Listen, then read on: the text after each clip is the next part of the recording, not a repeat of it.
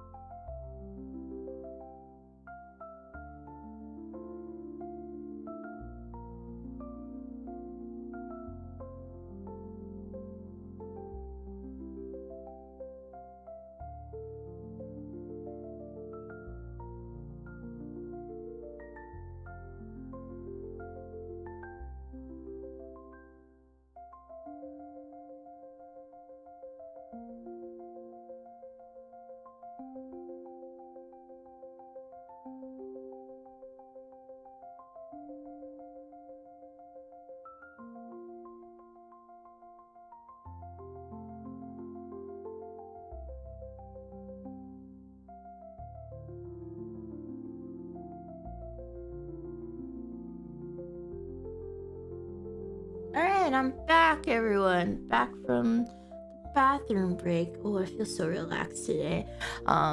Which I shouldn't be because I should have a lot of work to do today. I'm supposed to record something really quick last minute, but I had to do a lot of work in between and I had to get food because I forgot to eat lunch. I was like, I must have forgotten something. And I realized, oh, I didn't eat lunch. And when the stream ended, I was like, oh shit, I knew I forgot something. So I had to get food. I went out to eat because I wanted to treat myself for, you know, beating a video game. I was like, I did it. Oh my god, I beat a video game. I gotta treat myself for a job well done.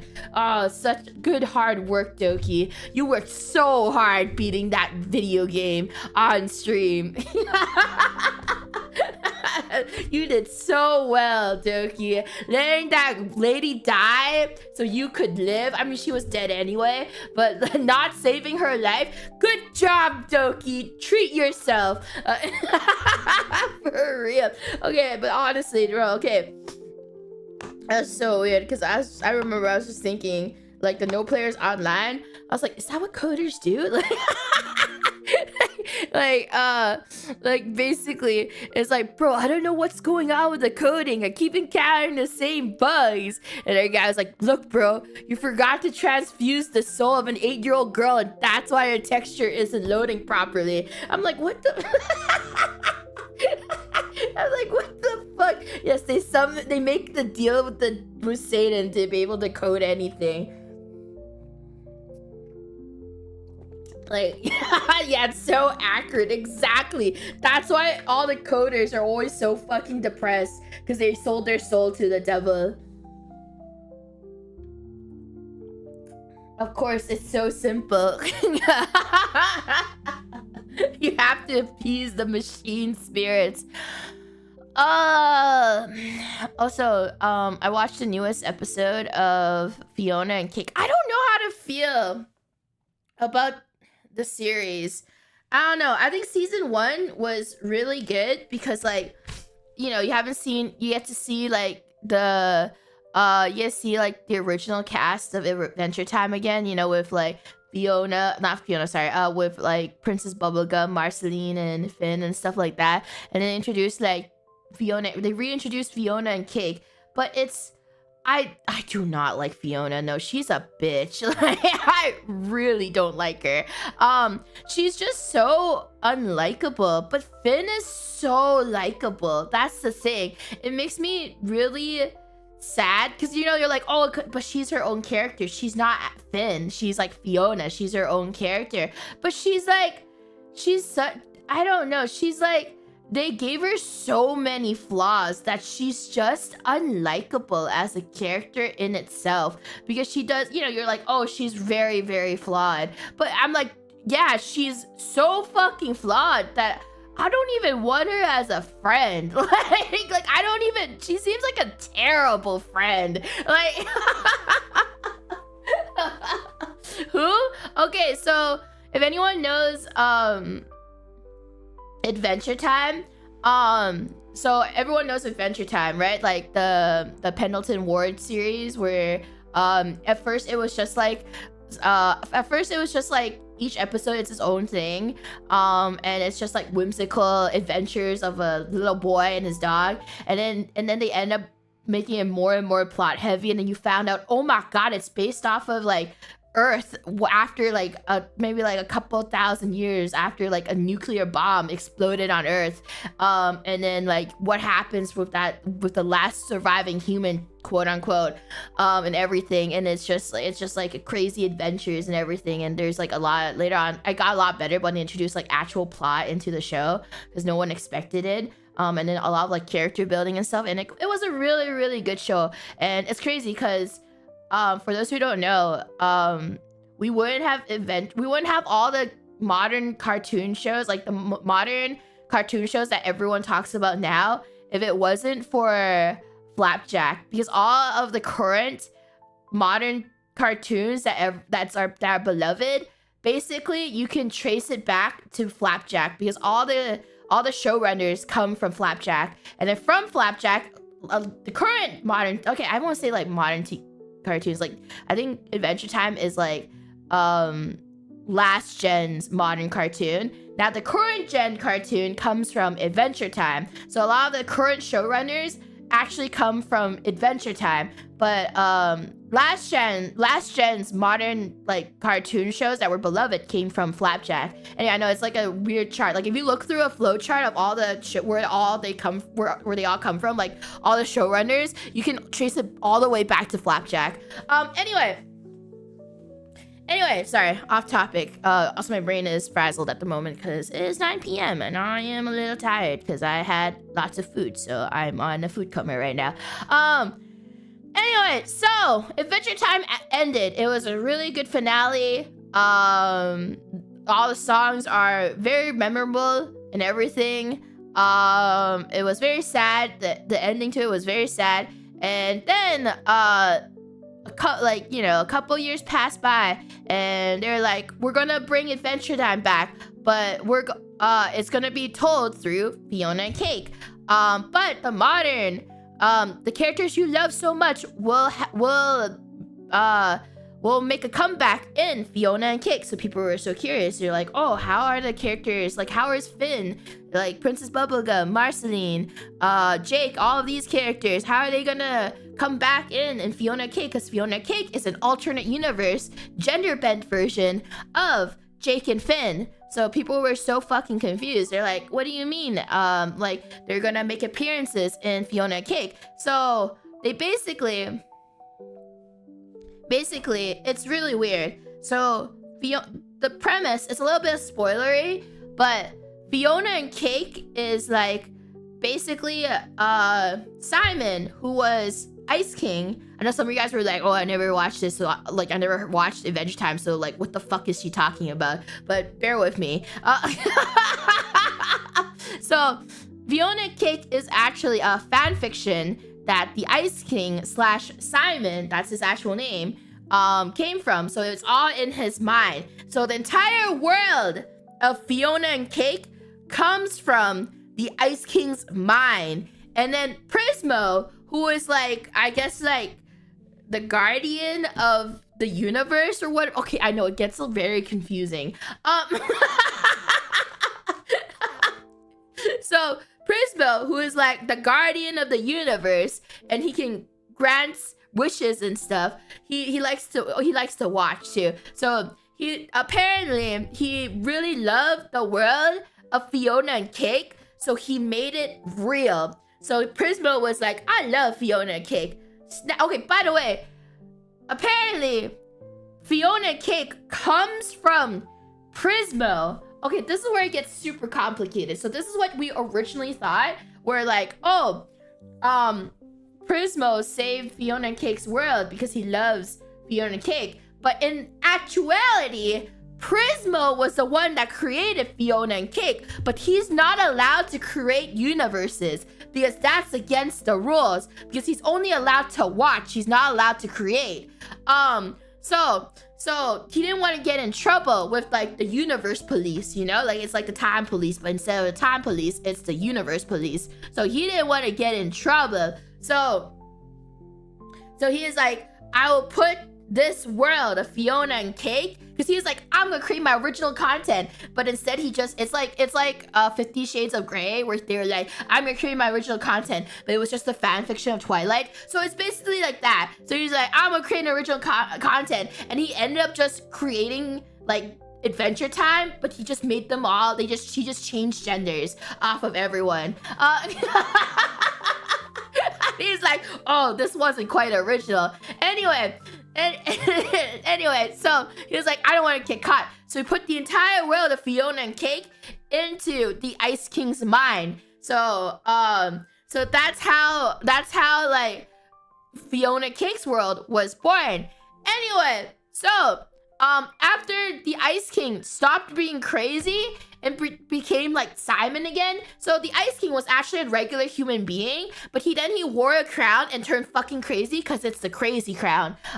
You're not like the normal person will not be able to stay sane wearing this crown because it makes you go crazy because it's filled with magical powers and everything. So this regular human being named Simon, who was an archaeologist professor, he wore the crown and he got fucking crazy, but he got ice powers. Anyway, so finally at the end of Adventure Time, he became normal again, because he took the crown off finally. He finally took the crown off, and then his like girlfriend took the crown, and then she became a fucking god. That doesn't really matter in the story at the moment. So I know you're like, what the fuck? She became a god. So okay, so here's another like off track here, like a little side track here. But his girlfriend tried to save his life, but she had to become a god to save his life. And then she like took the crown away, and then he became normal, and then she became a god, and then she was like, bye. And then she disappeared. So anyway, he's depressed because he lost his girlfriend. Anyway, but that doesn't really matter. Like, you know, like his everything he knows about the world is everyone he knows and loves is technically dead. So does it really matter if it's another person? Does it really matter? Like, everyone he knows and loves is already dead anyway. So, like, what's more for one more person?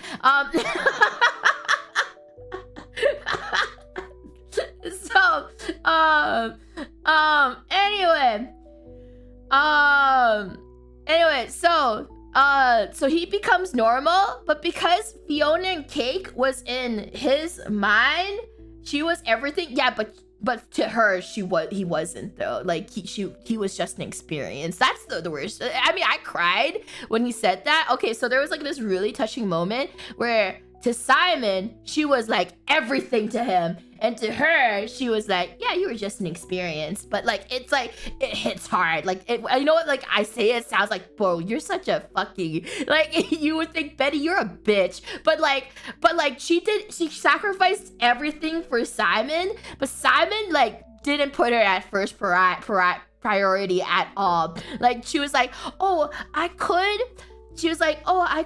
have this really cool scholarship opportunity where I could actually like follow my dreams and do the things I want to do. And then Simon was like, yeah, but what about my studies? You could stay here instead, you know? And then obviously, you know, Betty was like, oh, you know what, Simon, I love you. I'm gonna I'm gonna stay with, yeah, she gave everything up for him. So and then she was like, you know what, you're right, Simon, let me just ditch my dreams. I will not follow my dreams and follow you instead. It was so sad. Like anyway, so yeah, so like after like, you know, he like met Betty again, like, you know, she's like the god of chaos, and he was like, he had to finally let her go because she's like, bro, we can't keep doing this, bro. I'm literally the god of chaos now. Like we can't be together anymore. You gotta move on. You know, like she wants him to move on, but Simon was like, but Betty, I can save you. And then later on, like he finally moves on. He's like,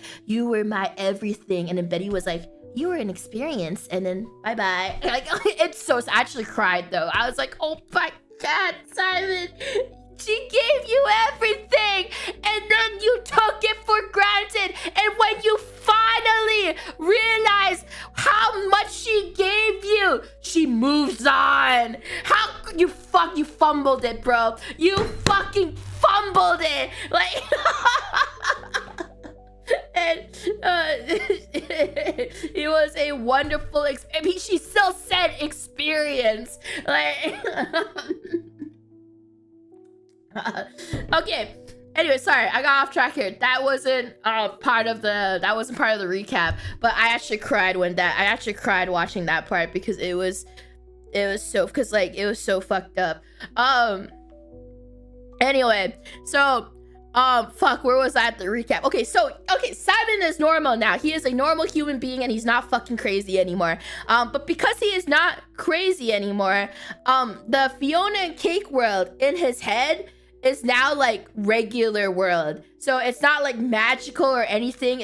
They no longer, like, Cake is a regular cat instead of like a magical stretchy cat and everything. And you know, they live in a fucking boring human world. So it changed. It's no longer magical because Simon's no longer fucking crazy like the Ice King. So it's just a normal world.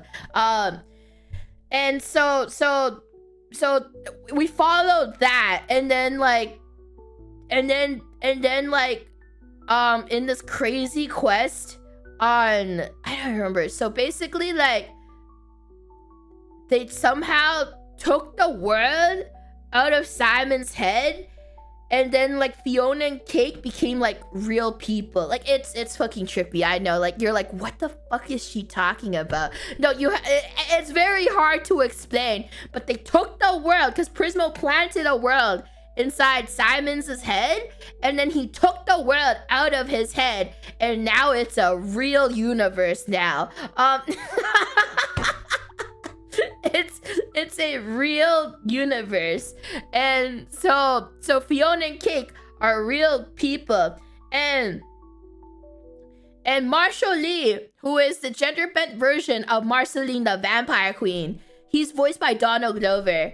If you guys don't know who Donald Glover is, he's Childish Gambino. If you don't know who Childish Gambino is, he's Troy from Community. If you don't know Troy from Community, he's the guy who is like, werewolf bar mitzvah, bump, spooky, scary, men becoming wolves. Okay, so he sang that too. He also is in Atlanta, the show. All right, anyway, and he did This Is America. Anyway, so so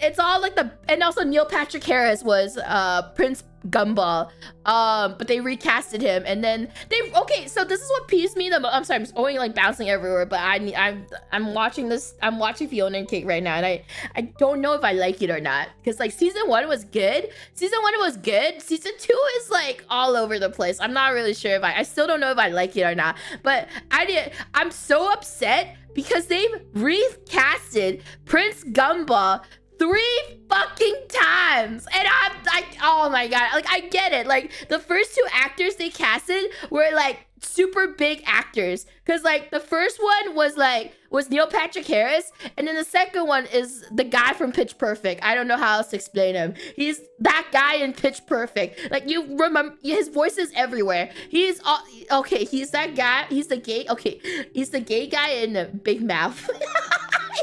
he's the gay kid kid in Big Mouth. You understand. If you know his voice, you understand who his voice is. Anyway,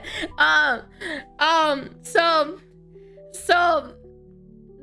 and then they recasted him again in season 3. I don't even know who the fuck is this guy in season 3. Like, it's not like, you know, usually when they recast someone, they try to make sure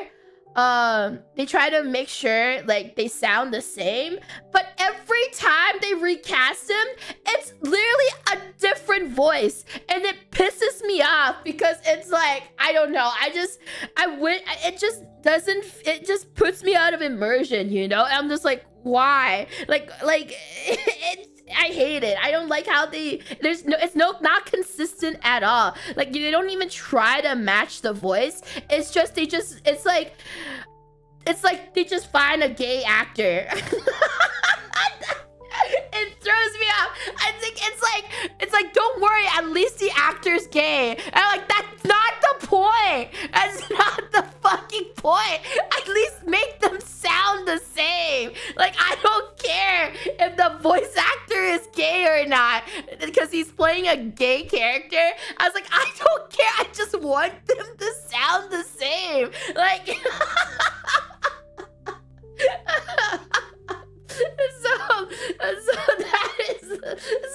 I just don't care. Like,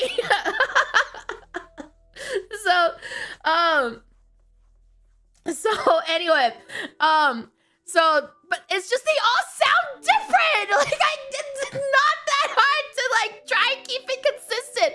If you're gonna like recast them 3 times, at least make 2 of them sound similar. But they don't make them sound similar at all, and it pisses me off. That's like, also they recasted Marshall Lee as well, but at least the thing is, it's not noticeable at all.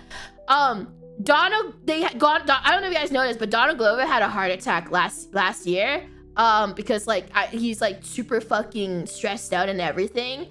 So he had a heart attack last year apparently, and that's why he had to back out in like a lot of projects and stuff. Yeah, during like his tour. That's why he had to cancel his tour that he had to do. I think he's like a huge workaholic. And so he had he recently had a stroke. So that's why it's understandable. It was a stroke. Sorry, a stroke. Not a heart. It was a stroke, but it's quite similar. Isn't a stroke and a heart attack sort of similar? Like it's related to heart. It's related to heart issues. Oh, are they different things? Oh, sorry. I meant a stroke. Sorry, I don't know the difference between a heart attack and a stroke. I always thought they were the same. I always thought, oh, that's in the brain. Okay, that's a lot worse. Okay, that is a lot worse. I thought a stroke is for the heart, because it sounds like it's in the heart, you know? But yeah, no, apparently it's a lot worse than a heart. Now I know it's a lot worse than a heart attack.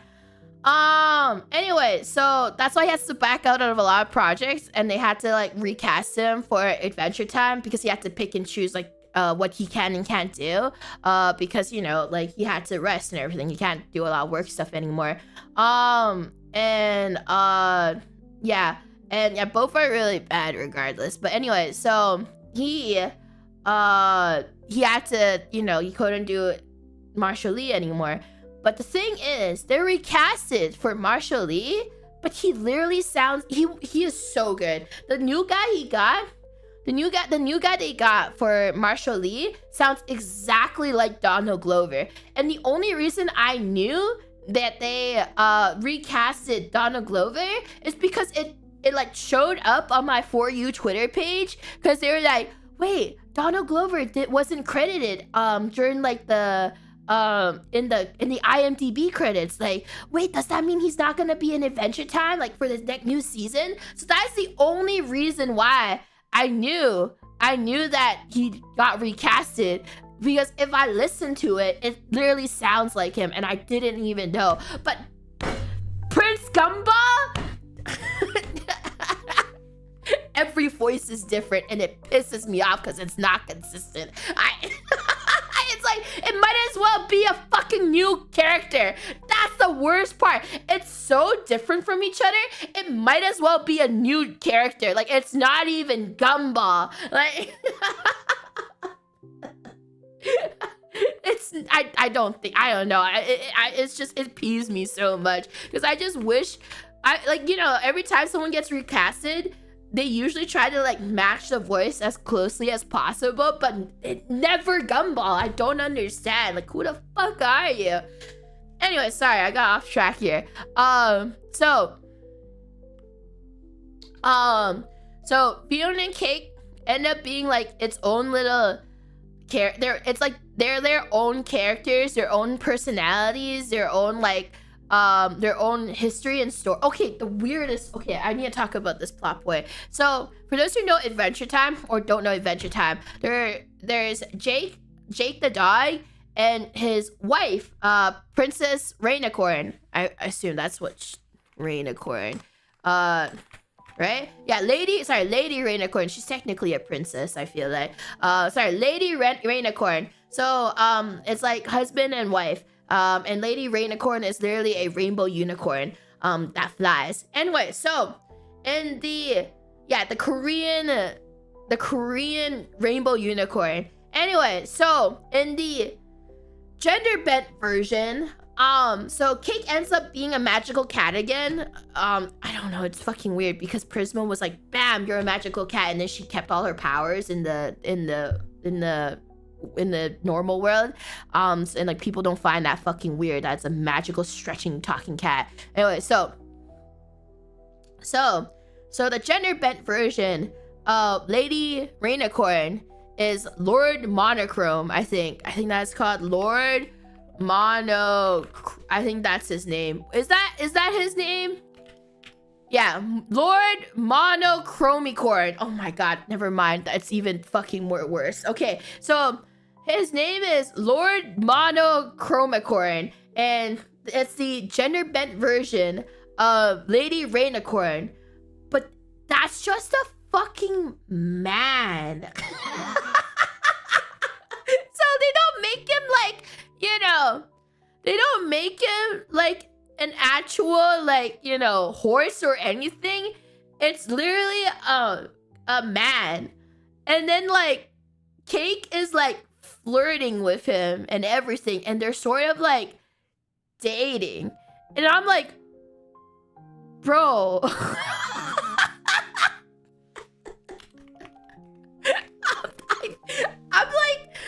I'm honestly a little uncomfortable with that storyline, like,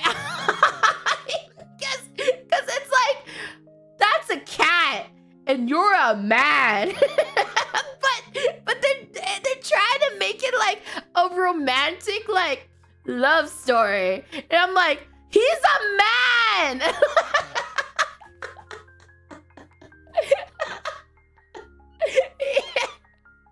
Yeah.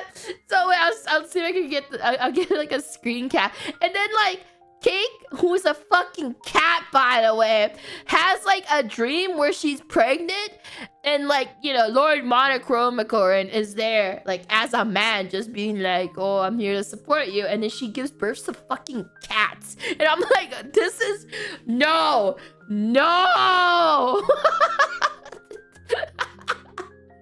I'm like, no, I do not like this. Okay, here you go. This is it's so fucking weird. I don't know. That also weirds me out. That's why I'm like, I don't know how I feel about Fiona and Cake. I really don't know. Season 2 is goddamn weird. It's so fucking weird. I literally just watched the newest episode. Like it's like, oh. It's like, what is this? Like, the cat is fine too. And thing is, she doesn't look like this way. She only like transforms into like a cat woman when she's near him. But like, this is what she actually looks like. Like, you know, like a cat. So this is what Cake looks like when she's not like transformed.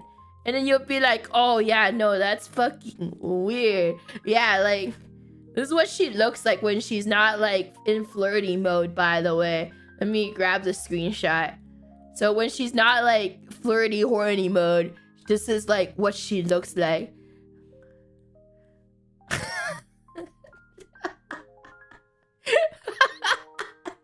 So, and then, okay, let me see. Okay, Cake, Dream, Lord, Monochromacorn.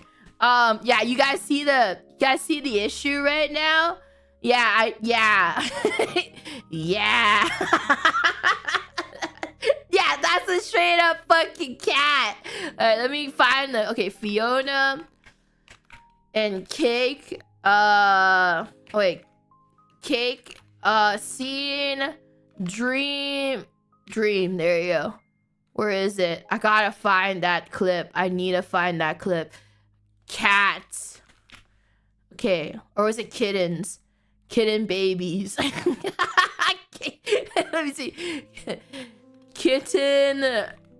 Oh, yeah. Babies. There we go. Okay, here. Okay, let me make sure.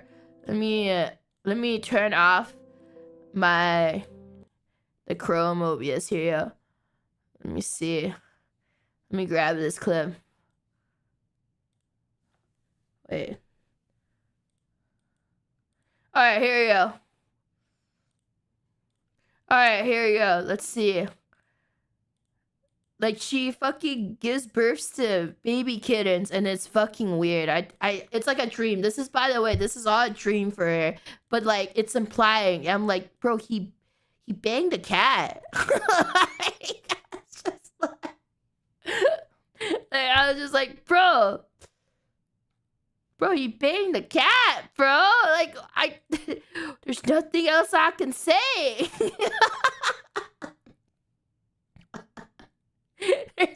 What else can I say? Yeah, anyway, so that's like one of my gripes about Fiona and Cake. That's like, I have a lot of issues with the newest season, but like, this is one of my issues here. Just cause like, why did, I don't know. I don't know. I just don't fuck with that. I just don't fuck with that. It's just weird. It's actually just weird.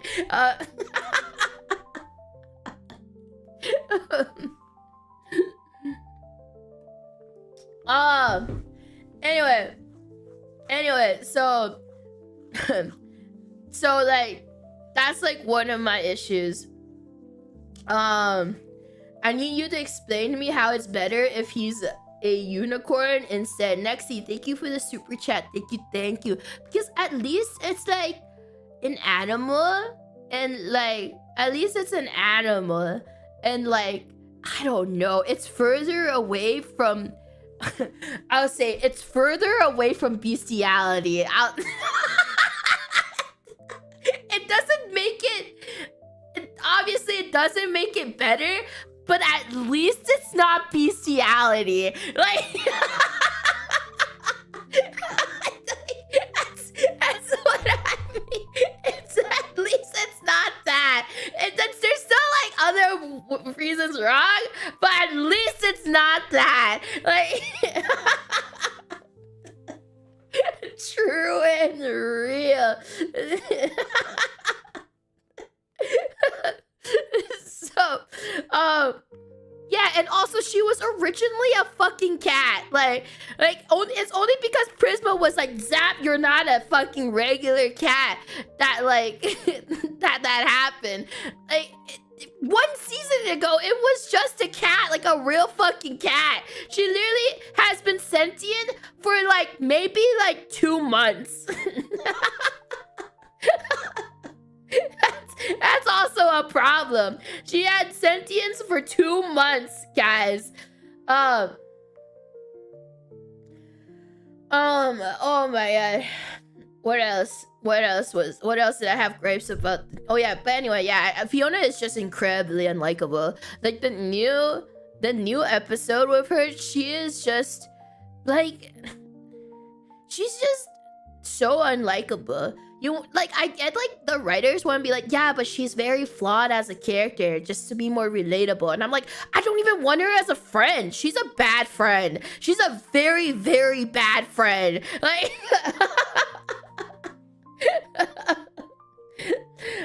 Xavier, thank you for the magenta super. Thank you. Babe, I'm breaking up with you. It's not you. You were Poggers. It's me. I'm Omega. I'm sorry, this is Pepe. Oh my god. You know, like, I won't be surprised if like, oh my god, what are the new gen? It's Gen Alpha, right? I won't be surprised if that's something Gen Alpha kids would say unironically. A relationship has been your champ for months. It's time to end it. No kappa. Thank you, magenta super. Thank you. Cause it's like, okay, you know, okay, look, I know I'm gonna make you guys cringe, but you know, like the 6-7 joke. So it's, you guys, for those who don't know, it started like a year. I think the 6-7 joke started like a year ago, but like for Gen Alpha and like Zoomers, they actually thought it was funny, like not unironically. It's like, they all thought it was actually funny, because like they, you know, but now everyone in all the generations know what 6-7 is, and now everyone just says it because people think it's like it's ironic humor now. Yeah, now it's everywhere because now everyone was like, oh, it's so it's so cringe to the fact that people find it funny now because it's ironic humor now. So it's like how people thought like 69 was cringe, and now everyone says 69 because it's like ironic humor. It now went full circle. It made it into my Christmas card theme. I still don't know what 6-7 is. 6-7 is basically, it was from some rapper. Some rapper like had it as a song lyric, and then some kid was like made a meme about it, like in his generation, like Gen Alpha and everything. Yeah, see, everyone's now like nice, like we're all like nice for year 69. But when it first became a thing, when 69 first became a thing, everyone would be like, oh man, you're so cringe, bro. But now it went full circle, and now it's funny because it's like ironically funny. And now 67 is doing that thing now too, because people say 6-7 as a way to be like ironically funny, but it's still cringe because we're not at that. It took 69 a couple of years to make it there, so just give 6-7 a bit of time and then we'll all be like, haha, 6-7. I know you guys all think it's cringe right now, but give it a couple of more months for it to cook, and then you're gonna start singing it unironically, or ironically. You're gonna start singing it ironically. Just give it a couple of months for it to cook. Just like Skibbity Toilet. We're all like, oh, cringe. But then people are like, haha, look, I got Skibbity Toilet. You're like, oh yeah, haha. Yeah, you said it was, I just be like, I still think it's cringe now, but people do use it as an ironic, funny thing.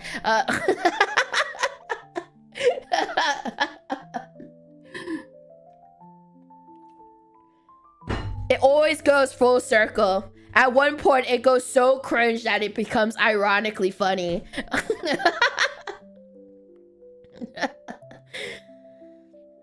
You find Skibbity funny? I've never even watched the videos of where Skibbity Toilet comes from. I find it funny now because I find it ironically funny because I bought Skibbity Toilet as a Fortnite cosmetic. So every time I bring it out, I think it's fucking hilarious because I'd be like, guys, look, I have Skibbity Toilet on my backpack, guys, and it's just it's like a great like icebreaker. It's great. Whenever I bring up Fortnite, I'd be like, look guys, I got Skibbity Toilet as my backpack. And it's a good icebreaker because it's fucking so stupid that it's funny. Apparently, as Lord, the creator is improving their animation. Oh, someone doesn't know the newest update. The creator lost all rights to Skibbity Toilet. Michael Bay owns it now. I still don't understand how the fuck Michael Bay is gonna make that a movie, but we'll see in like 2 to 3 years, I guess. Yeah, how? Oh, for those who don't know, basically like the creator signed I guess he like was so greedy. I guess he didn't have someone fucking looking at the contracts or some shit. He didn't get a real lawyer to look through the contracts because Hollywood contracts are very predatory. No, Michael Bay is a fucking terrible person. For those people who don't know the actual lore behind Michael Bay, he makes great like dumb movies, but like he's an actual terrible person. Okay, you guys might be like, oh, but he discovered like Megan Fox and whatever. No, apparently he was like a huge creep towards like Megan Fox during like the filming of Transformers, and like he's actually like incredibly creepy and like allegedly a really bad person. Yeah. And then apparently tried to ruin Megan Fox's career right after that.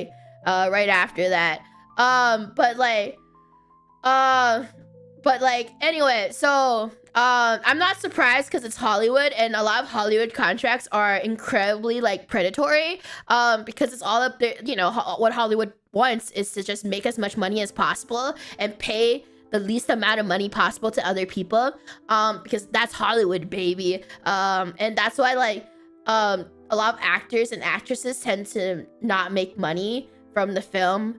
Like for those who don't know, current movie contracts, for those who don't have good lawyers, like for like actors and actresses who don't have like good lawyers or like good agents, a lot of them don't make money if their movie succeeds in the box office, because Hollywood would push for contracts that would either be like just payment for like just like, you know, like a flat fee, or they would do a payment style where they pay based off how well a movie does in box office and streaming. But then they will purposely be like, oh, the movie did really terrible, so like I guess we don't have to pay you anything. But but then like obviously the movie would seem like a box office success, but then they're like, no, look at the finances, look guys, look, see, it says we made negative money because we spent it all during production and advertising, and we didn't make enough in the theaters, in the box office. But in the end, a lot of these movie companies, they would open a shell company and then like pay, like they'll open like a shell company that would be like, oh, provides camera equipment to the production team. Like it's like their own shell company, like it's their own producer shell company, where they'll be like, oh yeah, see, we paid this company, which is actually owned by them, like $500,000 for like the production of everything. So like all that money went over there. So, oh, I'm sorry. So like if we look at all the finances and subtract everything, like we technically barely broke even. So because of that, we can't pay you we can't pay you the amount because technically the movie didn't do well enough to even make a profit. Yeah, no, it's really fucked up. There's like a really good video that that talks about it. How's that even legal? That's very easy to explain. Hollywood is filled with incredibly rich people, and in order for those incredibly rich people to keep being incredibly rich, they have really good lawyers to make really fucked up contracts. Tiny Toes, welcome to the tomato farm. Welcome. Yeah, it's just lots of loopholes. Bird, thank you for the super chat.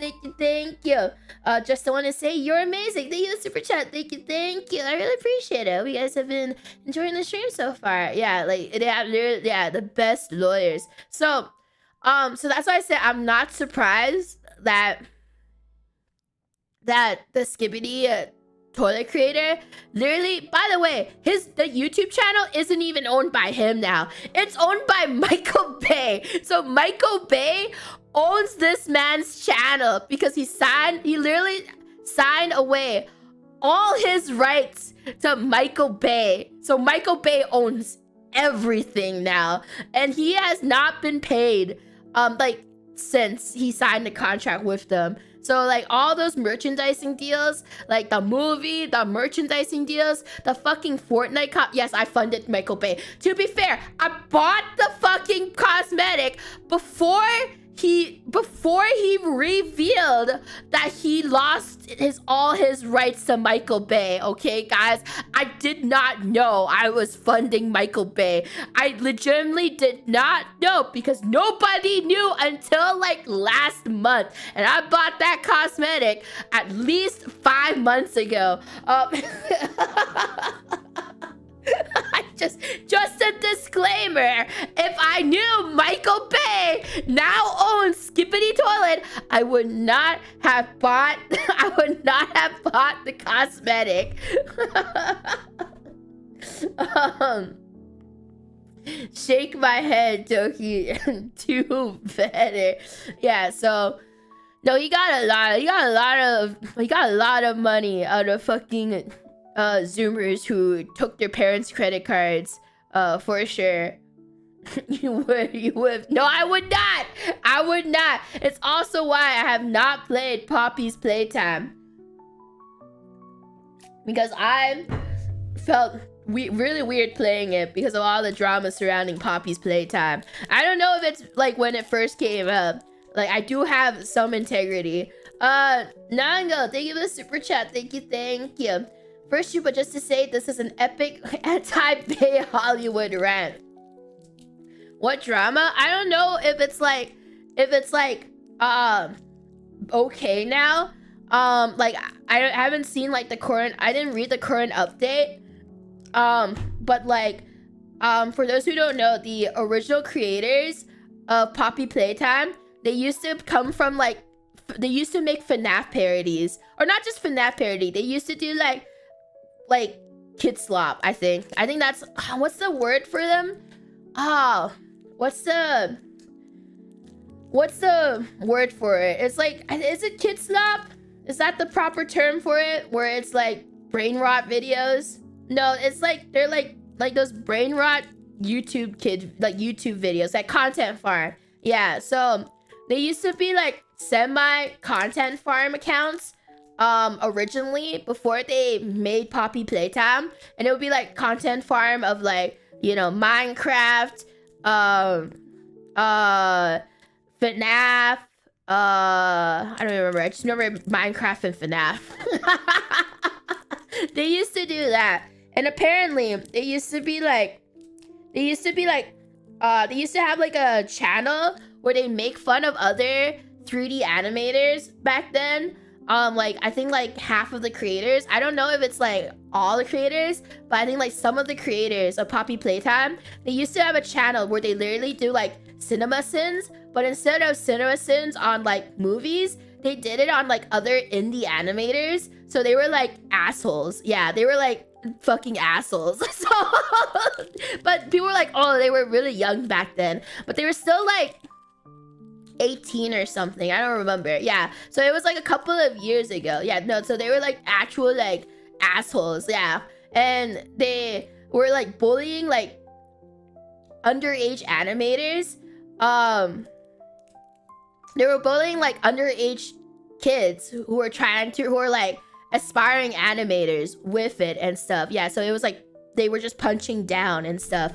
And so that's why like when because I knew about that, and then they made Poppy's Playtime, and that's why I have never played Poppy's Playtime, because I didn't like that they like used to do that back then, and they got called out for it a long time ago when chapter 1 first came out. When chapter 1 first came out, they got like called out for it and stuff, and like, you know, people uncovered a lot about it and being like, yeah, no, that's really fucked up, because like they didn't hide that. They did private a bunch of those videos when it happened, because you know they're like, oh, and like after a while they apologized.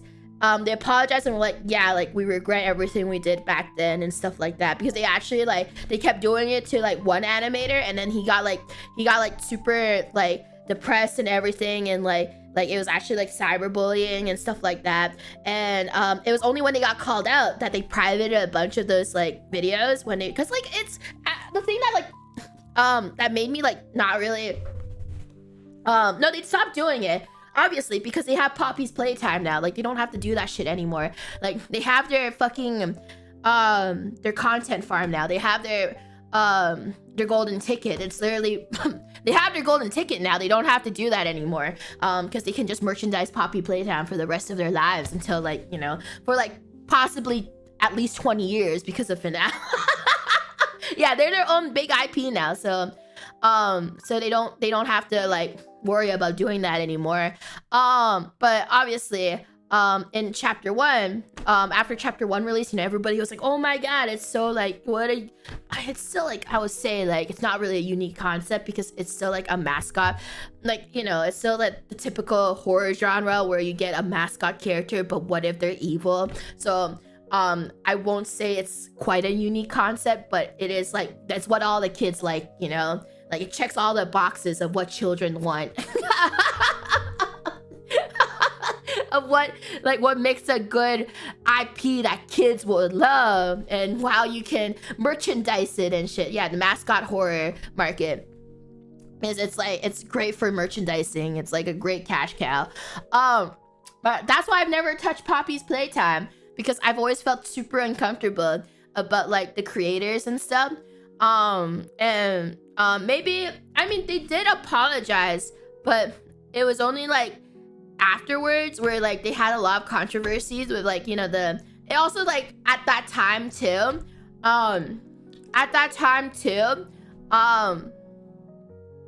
they had that NFT drama as well. So that's why I'm like, oh, you know, I was just like, oh, I don't really want to touch it, because like, you know, they got called out for the whole like bullying like underage indie animators, and also the whole NFT thing. So that's why, like, for me, I've never like touched Poppy's Playtime because of it. I do enjoy, I like the concept itself. Is like, I know, like, I was just like, oh, it's just not really that I've always loved like reanimated plushies. Like that's like one of my favorite, what's the word, tropes. It's one of my favorite tropes in general, even though I know it's like, oh, it's just like a cash grab, merchandising, cash cow thing for people. But I've always loved the reanimated toys trope, because it's such a cute idea. I mean, it's horror, but like it's such a cute and interesting idea, and I always love seeing designs of that and everything.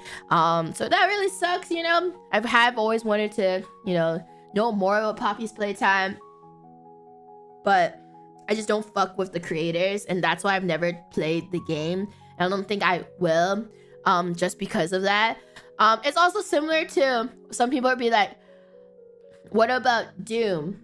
Like, oh, Doki, how come you've never played Doom on stream? Or like, because it's such a classic game, and it's such a classic game, and it's like, you know, something that everyone like, everyone talks about when they talk about like, you know, FPS genres and stuff. So at that time, when I wanted to play Doom, it was when there was the music drama going on. Yeah, so apparently, yeah. So that's also why I've never touched Doom as well. And I was just waiting to see if that ever got resolved until like then for me to try Doom.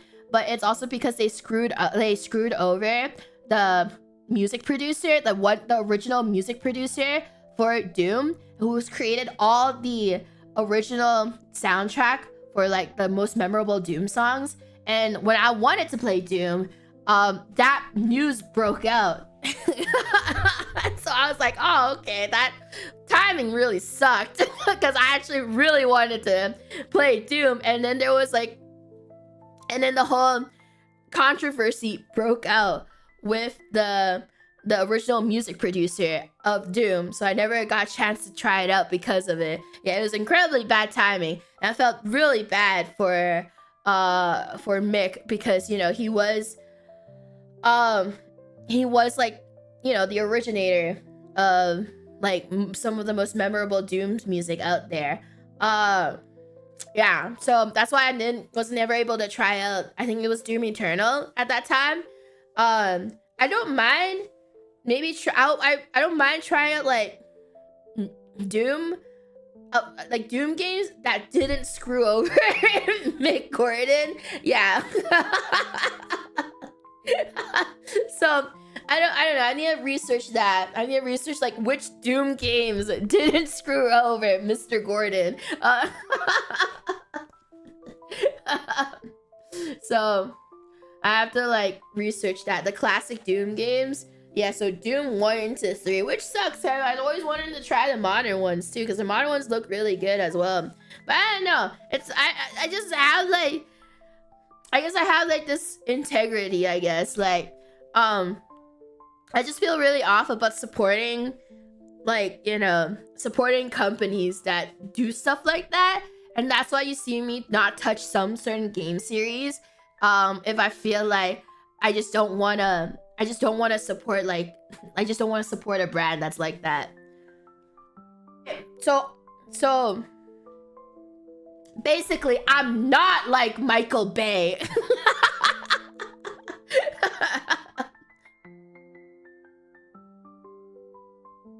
So in conclusion, that makes me very different from Michael Bay.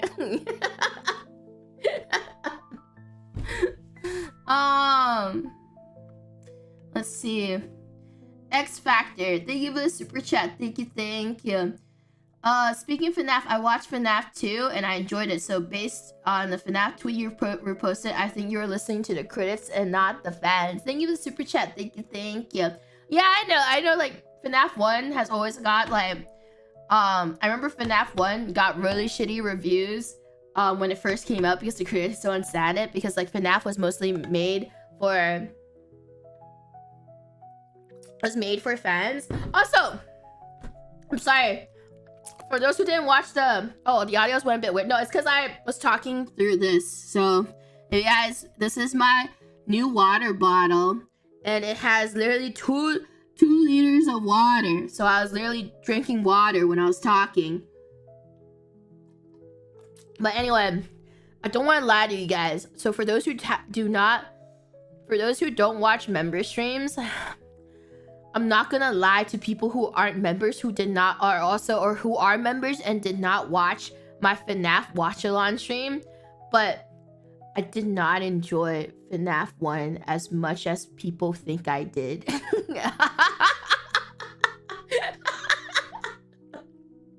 It's just, I'm sorry.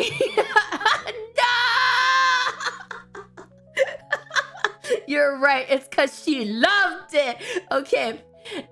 So, look, to watch, the thing is, I think if I watched it by myself, I would definitely not be as happy.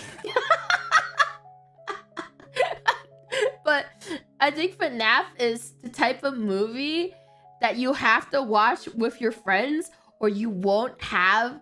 Or, okay, it's either you have to watch with your friends, or you have, or as someone who is very, very, very into FNAF to be able to enjoy it. Because, like, there were so many parts and moments in FNAF 1 where I was just like, what the fuck? There were so many plot holes.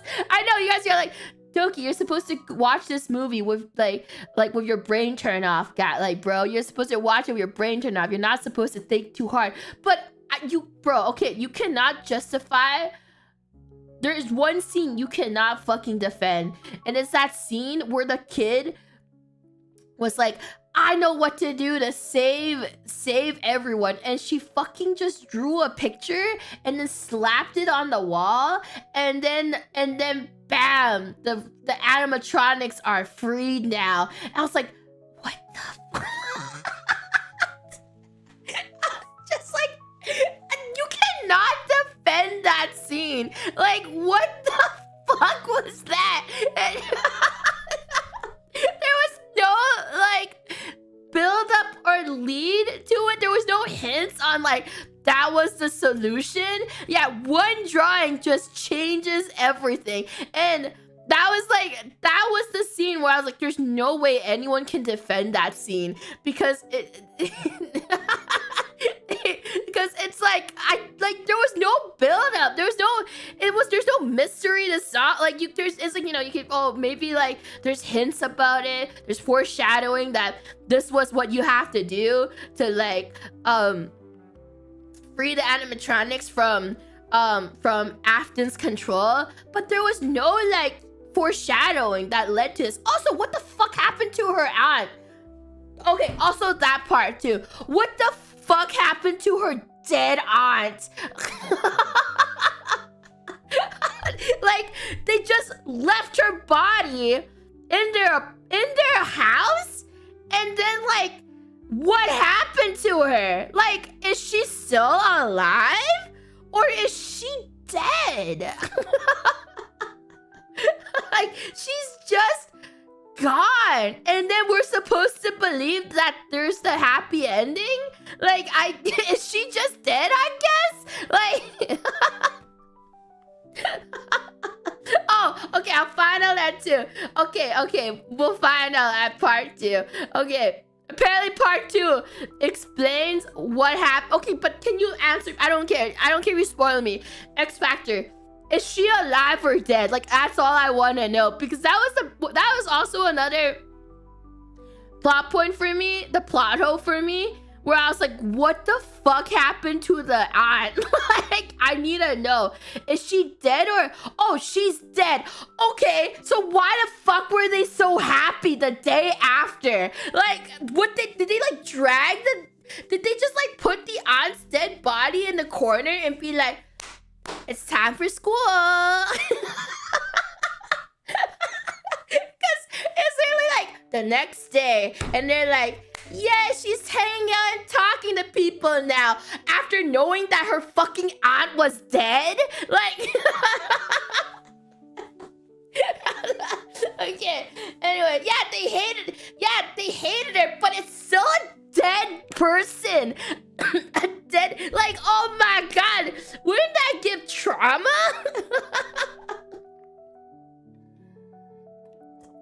You might hate someone, but it's still a fucking dead human body that died in your home. I'd be pretty traumatized if like anybody, I don't care if I hate them or not, but if somebody died in my home and I was living there and I was still there, living in that house, and there was a dead fucking body like in the room next door, I'd have trauma. I don't care. So, stop thinking. Stop using logic. Okay. So yeah, no, that's like one of my issues about that. That was like, there was some issues I had with the movie, but the dead aunt and the fucking pinning a drawing on the wall to fix everything magic was like 2 of my gripes. But anyway, but yeah, so I am looking forward to seeing how FNAF 2 goes with, like, follows up with the original FNAF. And I heard they're making FNAF 3 as well, so it'll be pretty interesting, because apparently FNAF 2 teases FNAF 3. And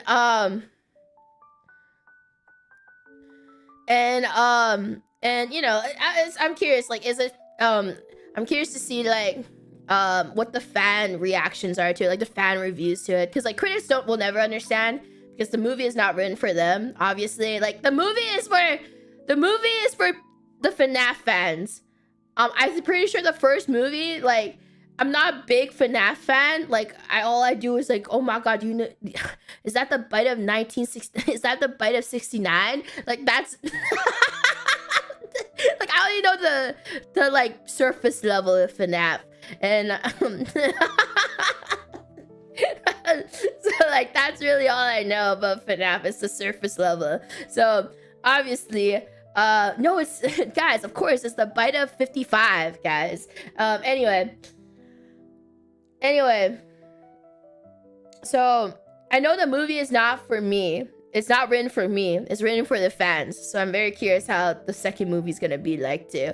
Also, apparently, what's his name? PETA from Hunger Games. I don't know his actual. Josh Hutcherson. I remember his name. His name just popped up in my head. Josh Hutcherson. He's apparently a Fortnite and Overwatch gamer. Which is fucking crazy to think about. Because, like, during the red carpet interview, he was like, oh, yeah, I was playing Fortnite before I got here. He's like, I was almost late. I was playing Fortnite before I got here because, like, the new chapter came out and I wanted to check out the new map. And then he's like, oh, my God, I can't believe they killed off the bus driver. Like, he was just fucking spending his time on the interview talking about Fortnite to the fucking interviewer. And you know the guy was just like, what the fuck are you talking about, bro? We're here for FNAF, bro. What the fuck? Bro, just like me. Yeah, he was just like talking about like, and then he did a collab with like Courage or whatever his name is. I don't remember. It's some Fortnite streamer. He actually recently did a collab with the Courage stream. I don't fucking know. I don't really watch Fortnite streamers, but he did a fucking Fortnite streamer, Courage, to promote FNAF. And he also was like, oh yeah, I've also been playing Overwatch 2. Gotta check out that new character, you know? I did not realize he was a fucking gamer. Josh Hutcherson. I did not realize. How old is he? Oh, he's 33. Yeah, I didn't realize he was a fucking gamer. It's like when the, what's his name? I always talk about it. Oh, what was that? Who was that famous singer? You think he's top 500? Of fucking course not, bro. Like, you think he has time? No, there is a really famous singer that used to stream Fortnite on Twitch, but he doesn't do that anymore. What was his name? No, not Post Malone. He plays Apex. I wasn't a, for those who don't know, I was in an Apex lobby with Post Malone. I was almost on the same team with him too in that lobby. I think like twice, I think, yeah. Back when he used to play Apex a lot. No pick, no proof. Yeah, really, no, I'm not joking about that. Actually, like, he used to host Apex lobbies all the time, and I got invited to one of his Apex lobbies to play, like, you know, play in a server with him. Yeah. God, what was that? Who was that singer? What song is that? What is that song called? The lead singer of that song used to play Fortnite all the time. No, I'm not fucking talking about the murderer. Guys, I didn't even know who that guy was until news articles started showing up.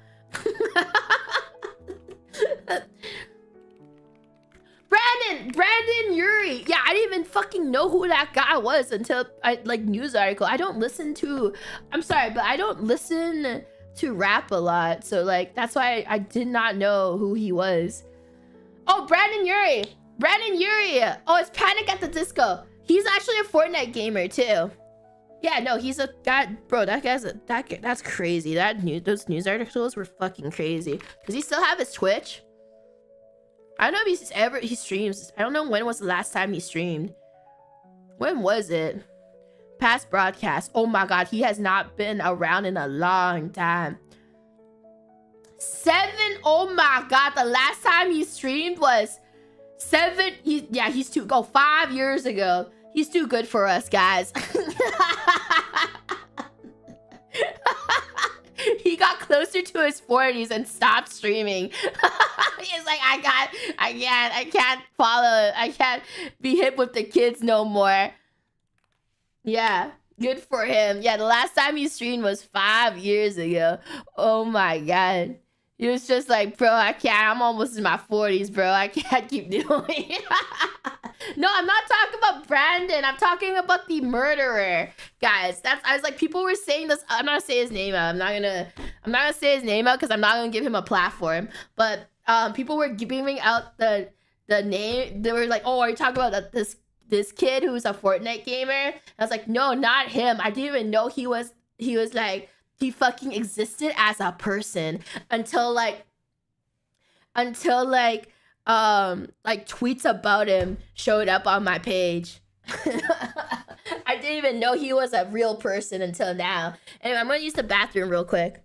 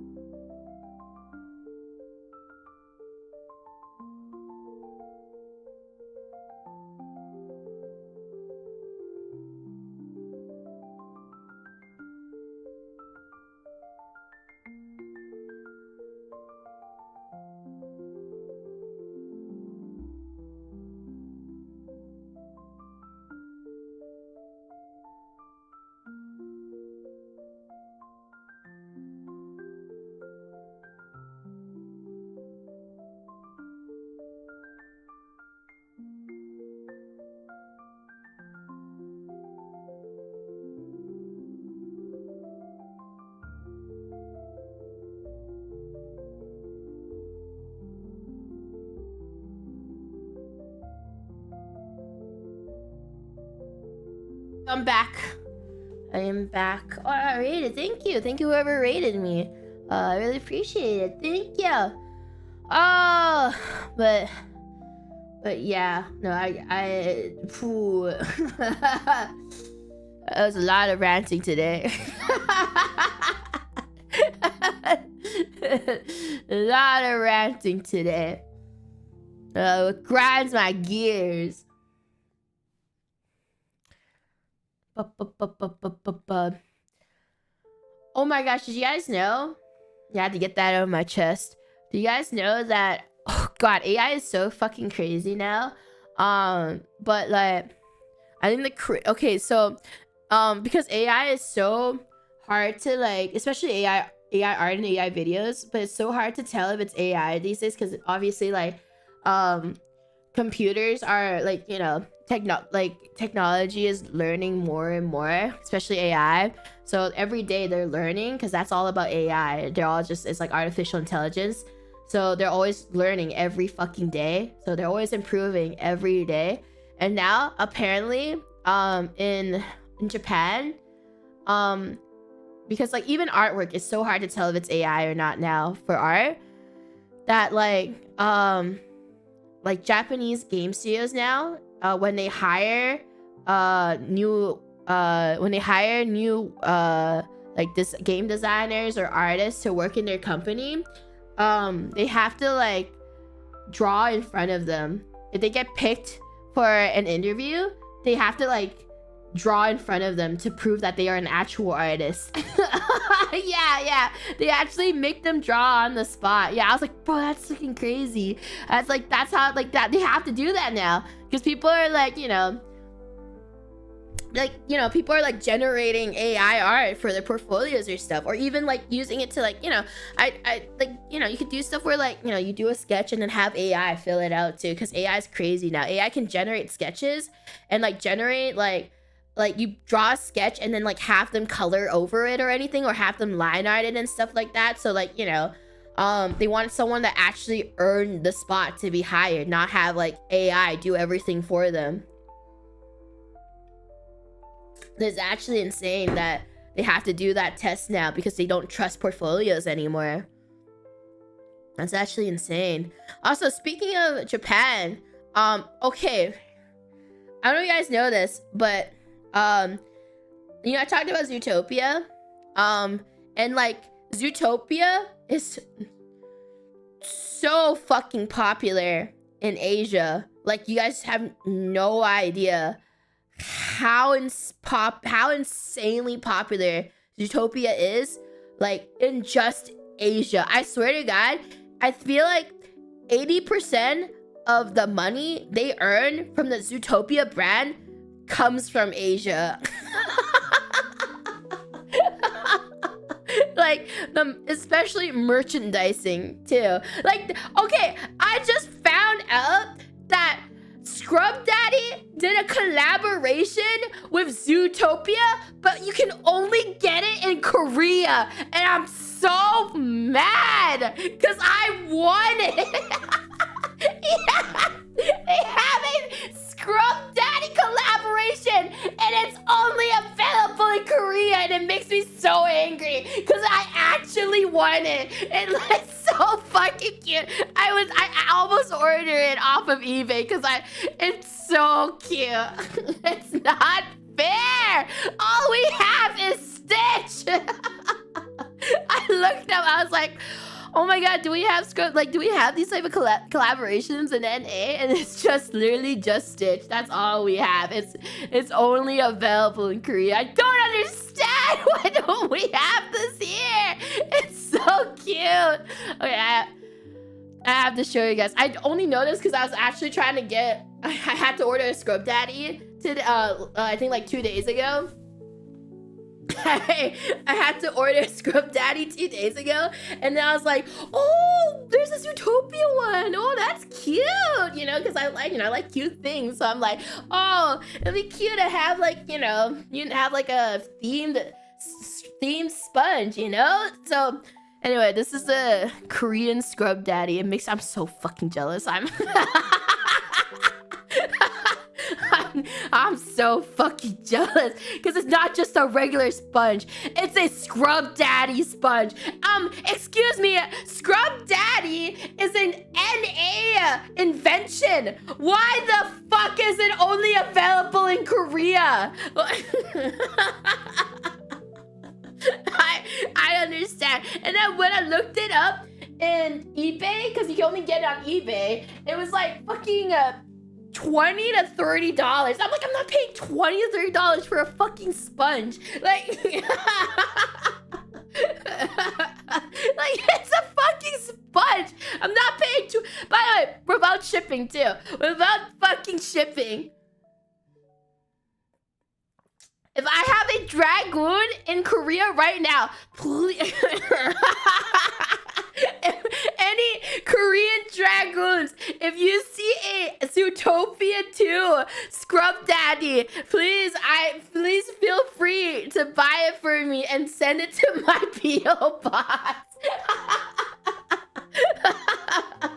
and then I'll send you a gift code. And just write a letter attached to the Scrub Daddy. I'll give you a gift code in exchange. I just want a Zootopia Scrub Daddy. I do not want to pay the scalpers, guys. I really do not want to buy a Zootopia Scrub Daddy from scalpers. Alright.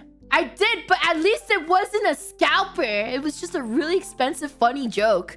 That's different. It was a bit.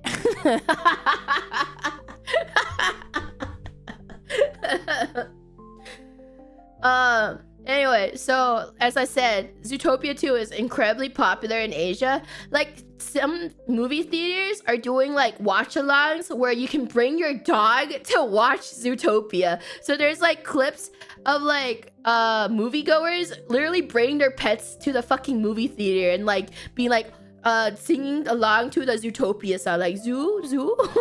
Wait, I'll show you guys. Yeah, it's really cute. It's actually really cute. Zootopia 2 dogs. It's wild. Is it this one? Oh yeah, it's this one. I don't want to like fully play it in case I get copyright strike. Here you go. It's so cute though. They actually, and it's not AI, by the way. For those who want to know, this is not AI. I know that's like the worst part when you're trying to figure out if it's AI or not. But from what I know, this is a real thing. It is not AI. Thank fucking God. Yeah, they're showing it for dogs only. Also, yeah, like Zootopia is incredibly popular in China as well. I told you guys about it. That's why they built Zootopia in Shanghai Disneyland. Yeah, they're all dancing too. It's so cute. It's so fucking cute.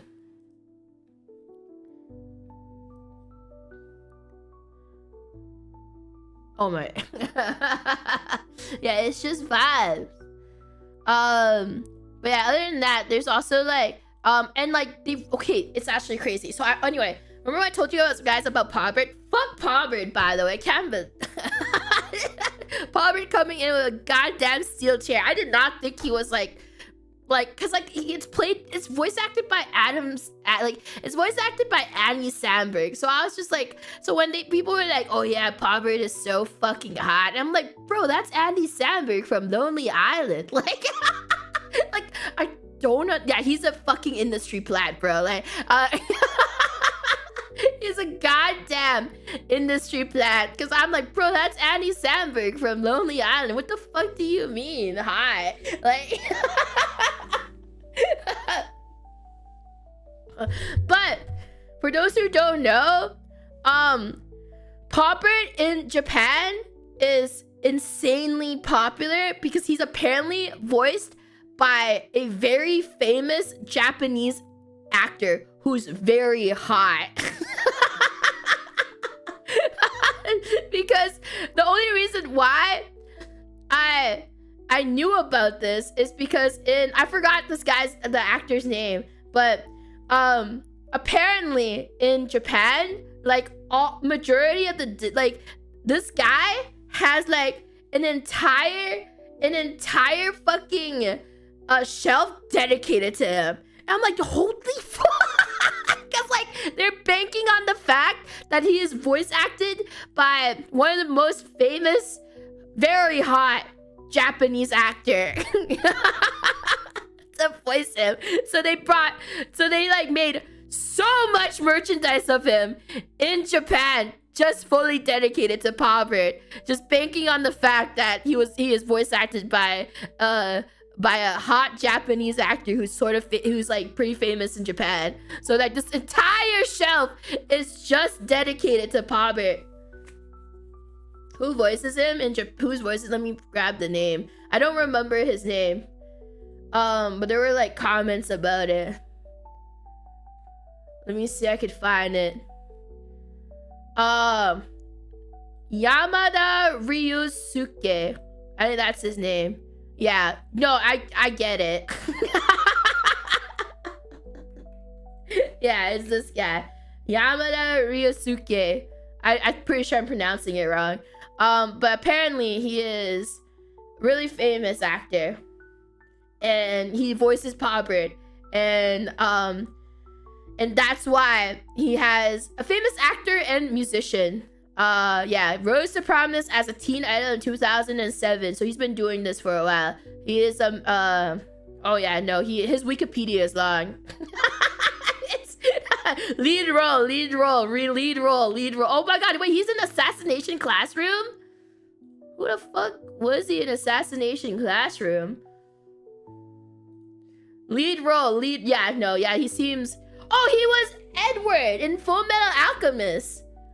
Wait, what? Oh, he played Edward in the live-action Full Metal Alchemist. Oh, that's crazy.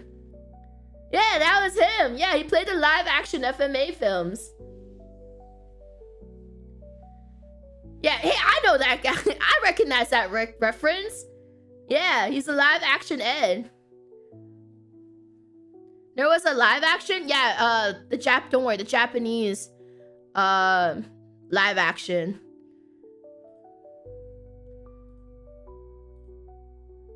Yeah, this guy. Oh wait, made by Netflix. I knew about it because like you know, people love talking about like live action adaptations.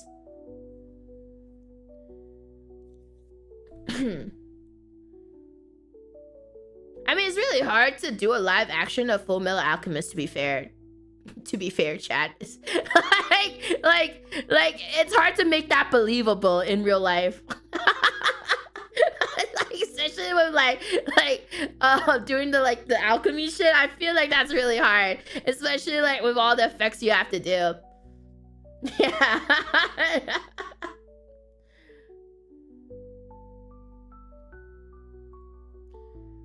Like, the only good live action adaptation you can do from an anime is literally like slice of life.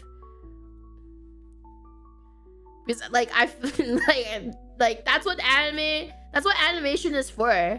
To do things you can't do with like live action / CGI. Disney.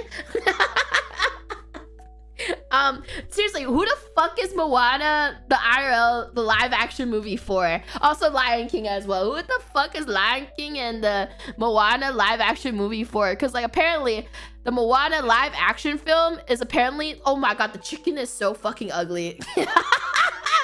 Like, Moana live action move, like, oh my god, the chicken in itself is so fucking ugly. Like, what the fuck? What child? They're like, no, it's for the adults. What kind of adult wants this?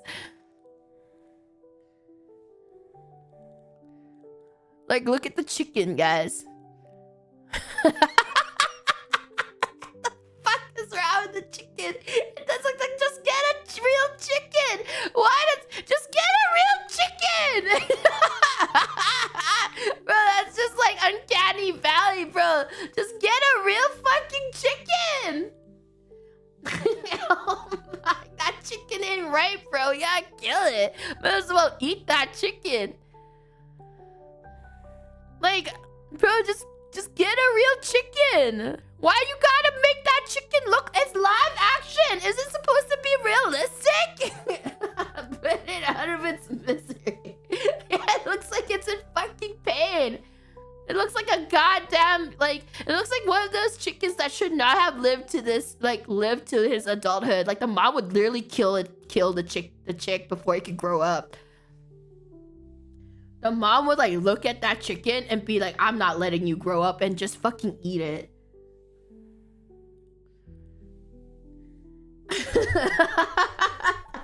No, it's true. What do you mean, what the fuck? That's what animals do.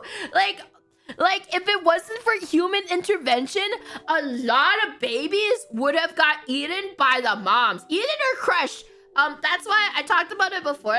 But that's why, like, a lot of, like, some people are like, oh, that's so inhumane. Because, like, some farms, they have to, like, cage the mommy pig. Because if they don't cage them, and they don't want to continue, if they don't cage them, they will crush the babies if they don't like the baby. They're like, I don't think that child's right. And the fucking mama pig will roll over and crush the pig. So they have to, like, cage it. Because some mama pigs will, like, do that. Because they're like, that pig ain't right. It's like she feels, it's like, I don't want this baby pig to grow up. This child ain't right. Like, they take matters to their own hands. And that's what, like, rodents do too. Rodents, like hamsters, they would, like, eat their children. If there's one hamster that's smaller than the rest, the mama hamster will just fucking eat it. Eat the baby, because she's like, you're not growing, you're not growing any bigger. I'm gonna just fucking eat you. Yeah, they will. Like, welcome to the animal kingdom. Yeah, you have to separate them immediately. Yeah, especially if they notice that they're, like, the weakest. They're like, I ain't raising no weak children. I ain't raising no weak-ass kids. I might as well eat you. Extra protein. Aphelion, thank you the super chat. Thank you. Disney answering the brave question, what if chickens were... what if chickens were real, guys? This is like, if chickens were real, this is what I think chickens... It's like, you know, trying to be like, this is what I think dinosaurs would look like. Disney is like, guys, what if chickens were real? This is what I think a chicken would look like with my interpretation of all the fossils we saw in the world.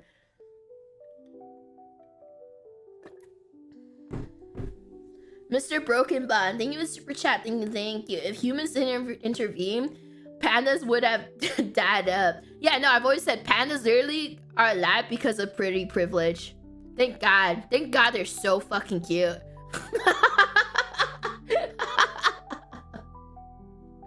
They're so fucking cute. I mean, good, because they are really cute. As someone that saw that, I've seen pandas IRL up close. No, like, they deserve it. they deserve it.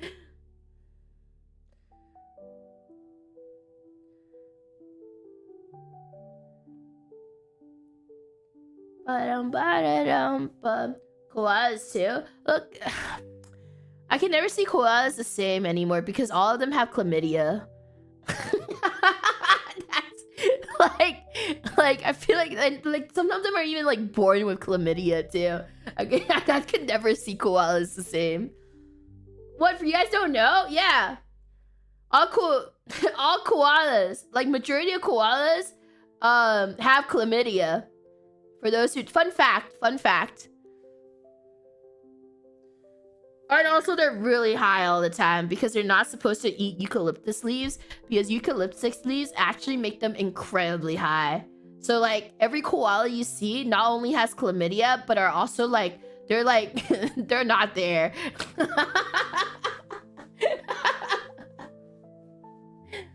Yeah, they're not supposed to eat eucalyptus leaves, but I guess they just really like being high. Very fun fact.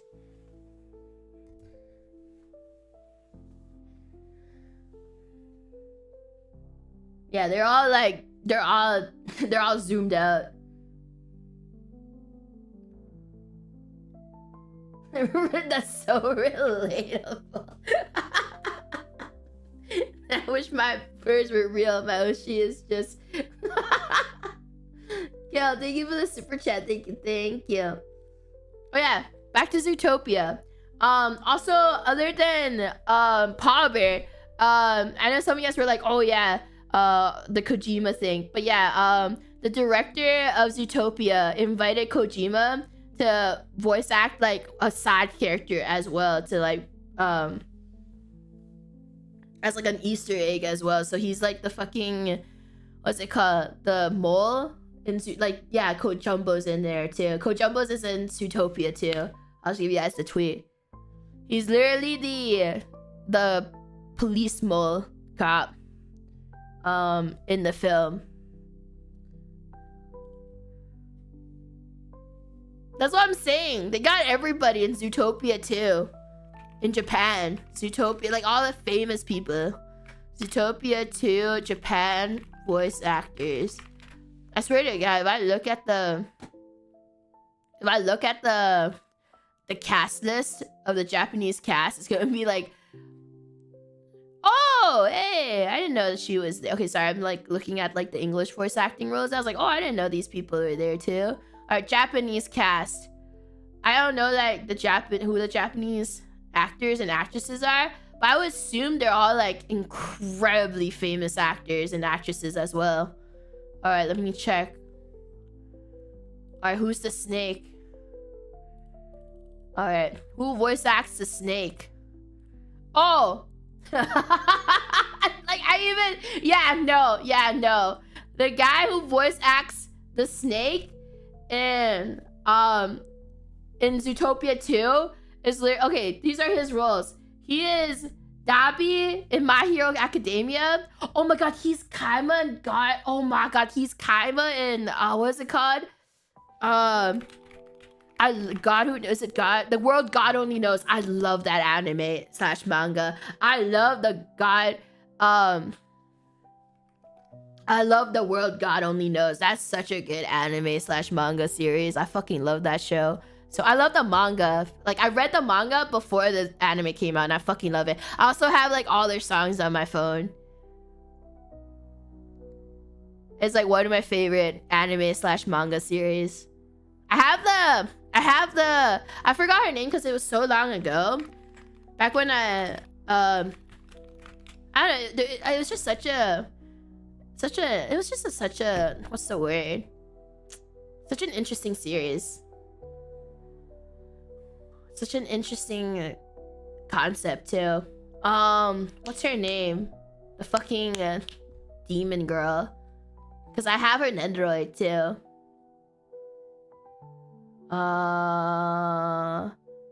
Elsie. Yeah, I have an Android of Elsie. So cute. She's so cute. Anyway, but yeah, he what's his name? Zenitsu from Demon Slayers. Dabi from My Hero Academia. Connie from Attack on Titan. He basically, this guy's the snake guy. He voice acts the snake. All right, how about this girl?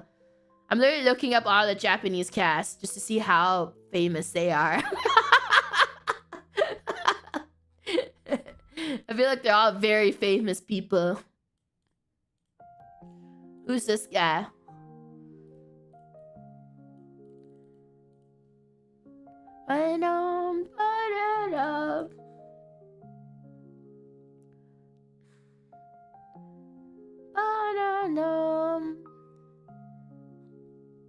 Wait, who voices the horse? Who's the voice of the horse? I don't know who this guy is, but I assume he's very famous in Japan. Oh my god, he's been an actor since 1987. Yeah, I assume he's... Oh my god, he's done a lot.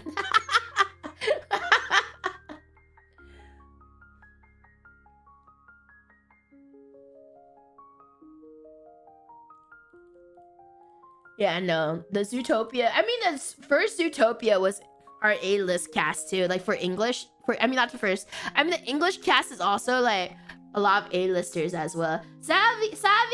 Welcome to Tomato Farm. Welcome. And what else I want to talk about? Oh yeah! Another fun fact about Zootopia. Apparently Gazelle in the movie was not supposed to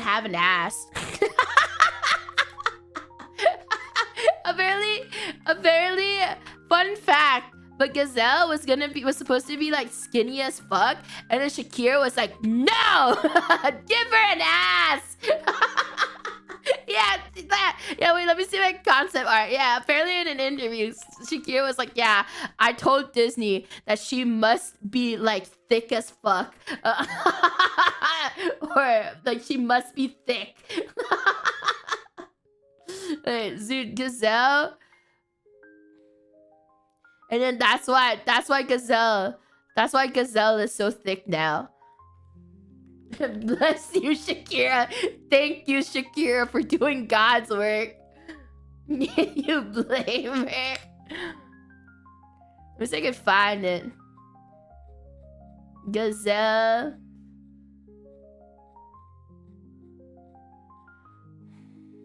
Where is it? Gazelle. Zootopia. Skinny. I wonder when I could find a tweet about it. It was a Japanese tweet too. They did their research, and then they posted like, yes, Gazelle must not be nerfed. I'm not sure what to do with that information. You say thank you, Shakira. Thank you, Shakira, for your service. I think it's this one, right?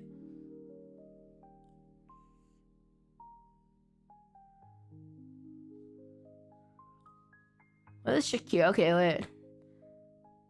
Okay, Shakira, Gazelle concept art. So I can find it. I want to find thin Gazelle. I think it's this.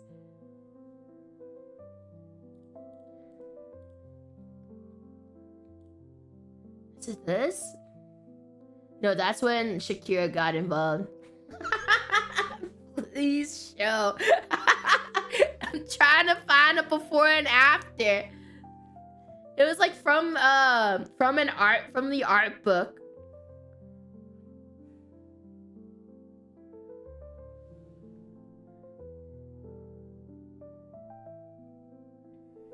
Trying to find it, guys. Guys, I'm trying to do you all a service. Do you even go outside? I do. I literally went out to get food, guys. I touched grass and got food. Got dinner. Pre and post Shakira. Her lips don't lie. Yeah, I did. I told you guys I treated myself for beating a video game today. I was like, good job, Doki. You beat a single player video game. I'm proud of you. You did it, girl.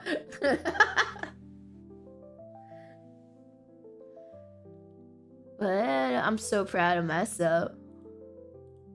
I can't find it, guys. I should have saved that tweet. Usually I would save like funny tweets. I would bookmark it so I can tell you guys later. I'm like looking through my bookmarks, but for this one, for some reason I forgot. For some reason I forgot to do it. I forgot to bookmark the pre and post Shakira Gazelle tweet.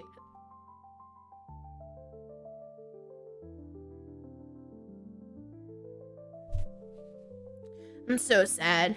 I let you all down.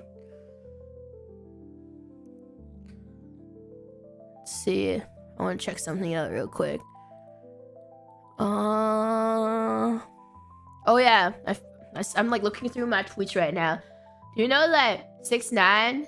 I don't even know who he is, the rapper.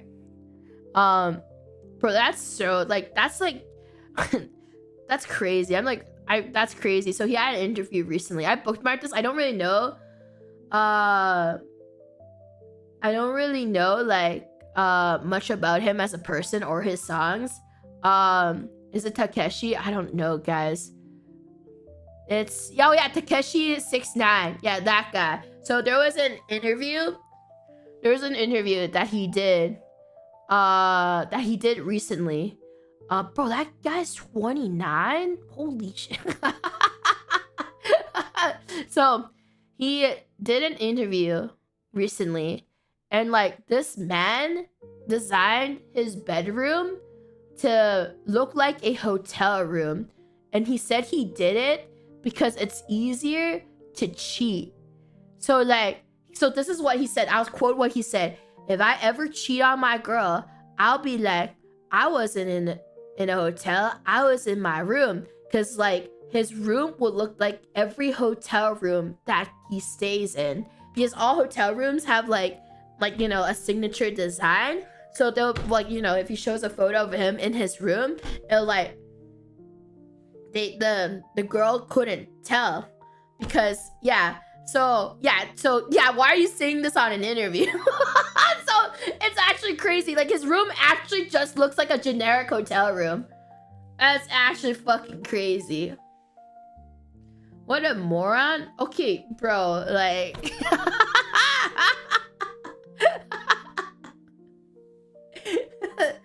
I was saying, like, he's done a lot of stupid things, so I am not surprised. Bro, this is coming from a guy that has face tattoos, guys. No, is he stupid? I don't know. He has several face tattoos. I don't care. Like, I know some of you guys are like, hey, Doki, like, hey, don't judge a book by its cover. If you get a face tattoo, you're stupid. Like, I'm sorry. I will not sugarcoat it. I think face tattoos is an incredibly stupid decision to have in your life, because like, I don't care, you're like, oh, like, this is so meaningful for me. I'm like, do you really want to have this on your face in like 40 years?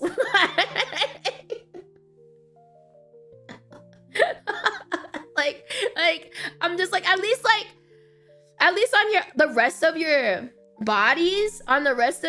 bodies, or like arms and everything, like, you know, you can hide it too and everything. But like, I feel like on the face, it's just too much. It's actually like, it's just too much. Say that to Mike Tyson's face, bro. Okay, do you not remember how he got that?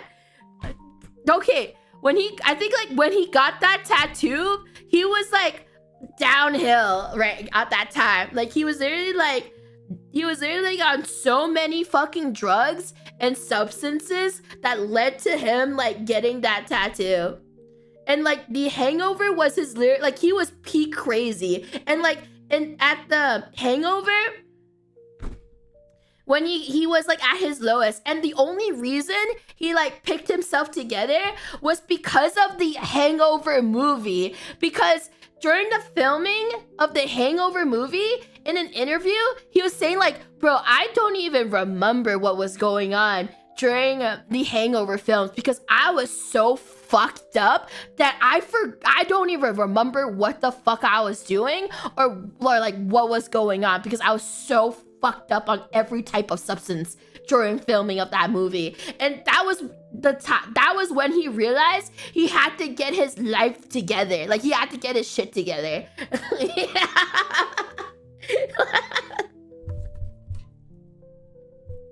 It wasn't like, it's not even method anymore. He was just he was just being him. He injected like everything during that filming of that movie. Yeah, that punch was real.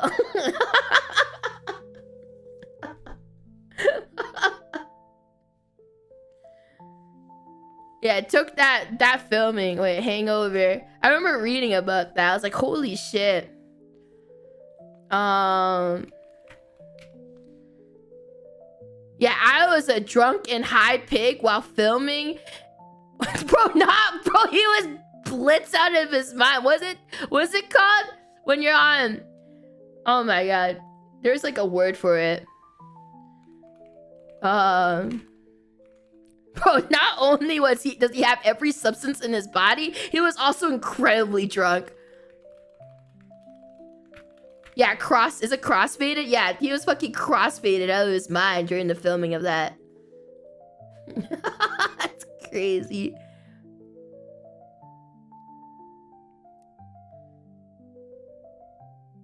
Oh, bro.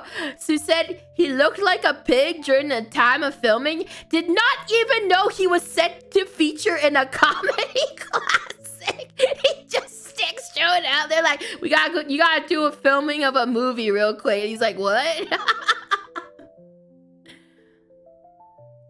I met the guys in a club. They were in the VIP section, and I said, this is where I normally sit. Nobody normally sits here. So I went in there. I'm checking these guys to see what they're doing in my section. And it was Zach, the other guy, and he said, we're gonna be in a movie with you. And I said, yeah? When? And he said, tomorrow. And I didn't know, as I was drinking and smoking back then, doing drugs, so I didn't know I was involved in that movie. So eventually, I had to go and do the movie, and it was a success. Jesus Christ. Bro, that guy was like, whoa. It's like, tomorrow? What?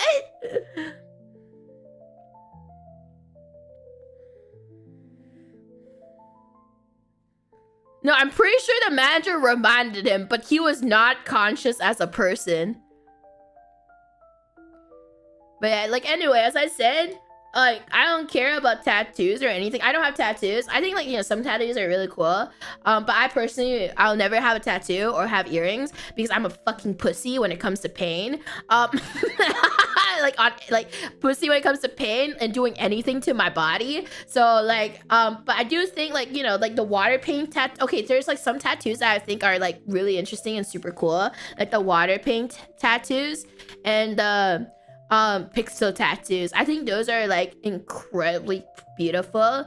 But I would never do that to myself. But I will say, I think face tattoos look really fucking stupid. I'm so sorry for any dragoons that have face tattoos. It's just like personal preference. I just think like it doesn't look good.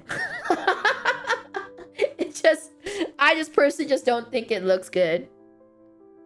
And I think it's really stupid. More Buzz, thank you for the super chat. Thank you. I just found the Scrub Daddy KR page, but they say that Zootopia 2 Scrub Daddies are all sold out. Sorry, Doki. Thank you for the super chat. Thank you. I told you! It's all gone! They took them all! The Zootopia 2 market is just too good! They make 90% of their fucking merch revenue from Asia! The scalpers! They took them all! They took them all! It's just too profitable! Jordan, thank you for the super chat. Thank you. They're too good. They're too fast. The scalpers and the real fans.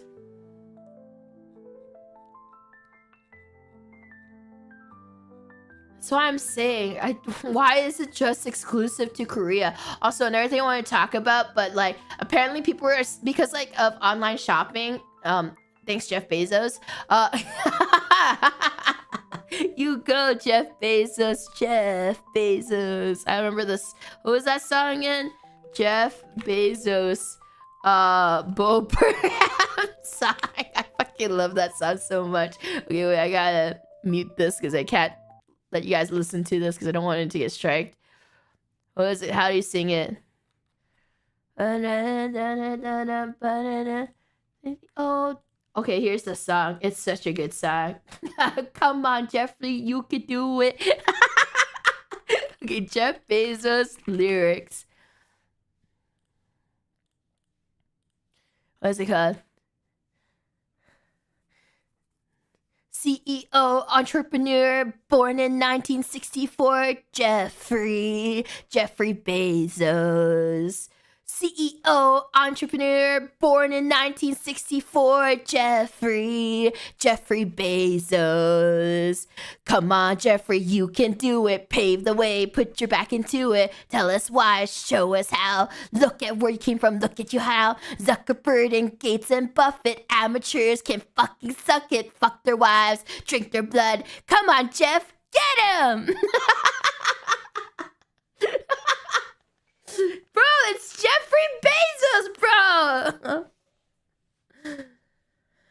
Look at you now! I love this song. It lives rent free in my head sometimes. Cover when. Anyway, okay, so speaking of Amazon, so you know, like Black Friday? So for those who don't live in America, Black Friday used to be like this wild American tradition where right after Thanksgiving, you go fight your fellow Americans for really cheap bargains at your local store. So apparently, like maybe run over some kids too, like at the store with your shopping carts too, because that used to be a thing. Like people actually died on Black Friday. It was so fucked up back then, like years ago, before online shopping became a thing in America. Right at the day after Thanksgiving, where you're thankful about like everything and your family and your job and your life and everything. You know, you start being thankful for like, you know, thank you for the life you gave me. And then the day right after Thanksgiving, on Black Friday, they would fight each other and actually get into fist fights, or even like run over employees to get the cheapest bargain on like technology or like items or whatever, or appliances. Yeah, consumerism. Yeah.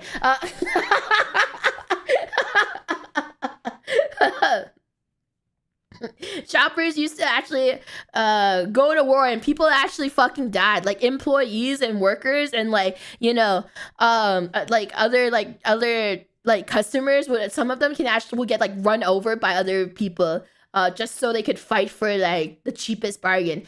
Anyway, apparently this year was like the lowest it's ever been for people actually like going outside to find bargains to like buy stuff, because everyone was just online shopping. Because in Amazon, like it has the similar deals, but like they just send a drone over and like ship it to you.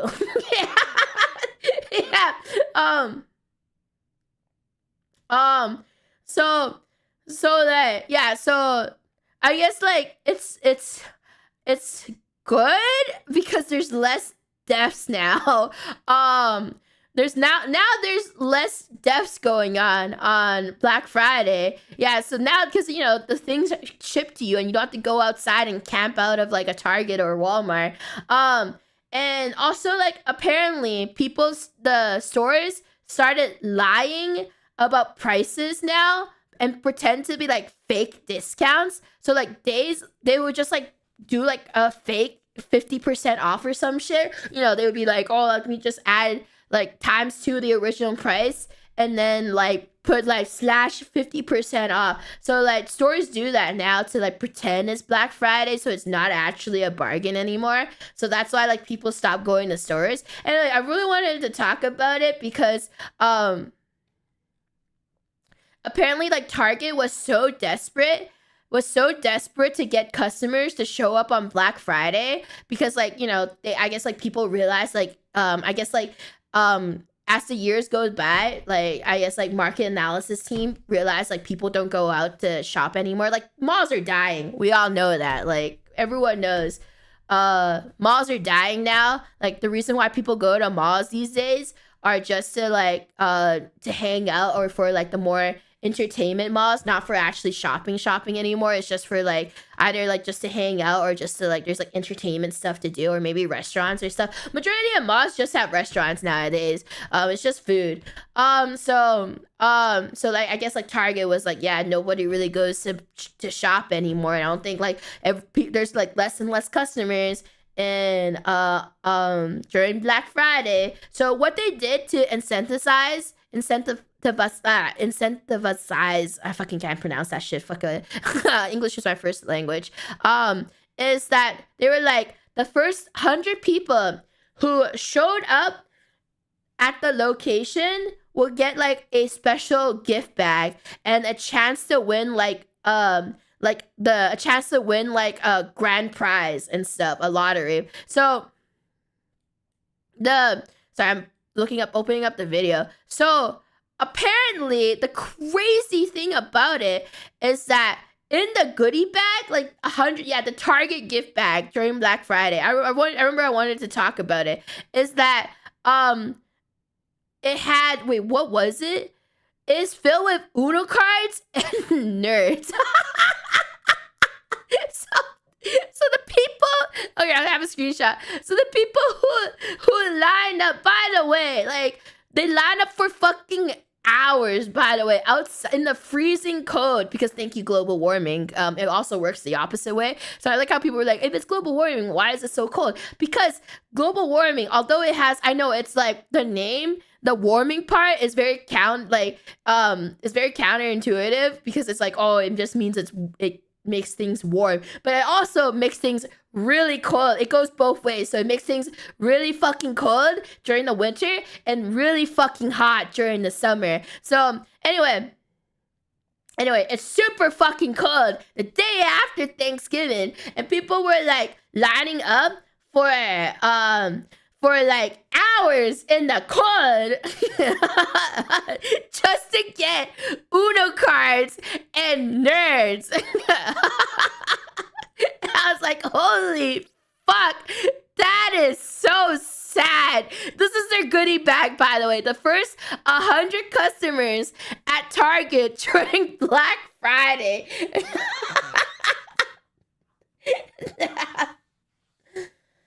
So what is worse, Black Friday shopping after Thanksgiving in the US or Boxing Day after Christmas in Canada? Wow, at least the bag's cool. I feel like the bag is more expensive than anything else here. What is this loot pot level shit?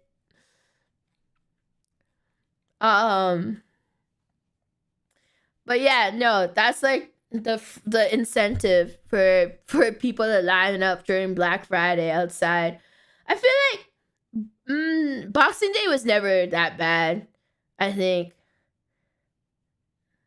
don't think Boxing Day ever got that bad in general. IMO. As someone that has, I don't know, I think people just order online now anyway, so it never got that bad.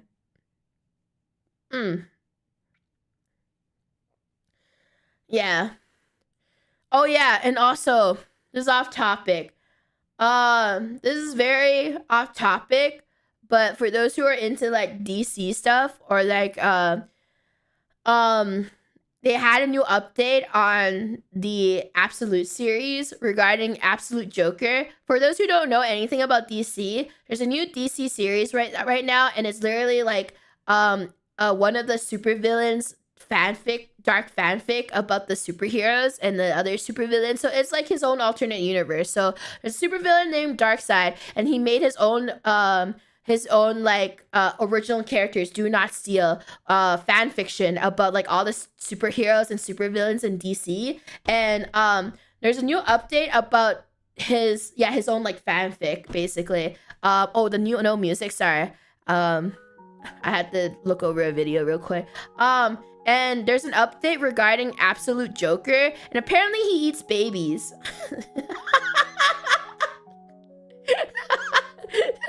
So, no, apparently, like, he keeps a harem of women around him so he can absorb their babies in the womb.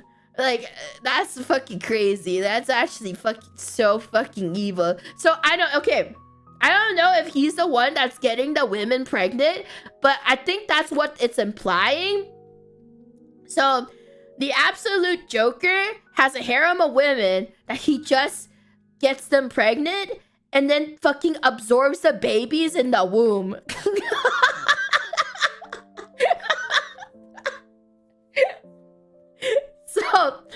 yeah, like, bro, that's just, whoa. That, bro, okay. Like, yeah, what the fuck? Yeah, no, not technically he's not eating the baby. I mean, yeah, he is eating the baby, but the fact that it goes to like the next level where he just like absorbs it from the womb is actually fucking crazy. Like, I would not have thought of that. Like, why would he do that? Yeah. Yeah, that's pretty, like, literally spawn camping them.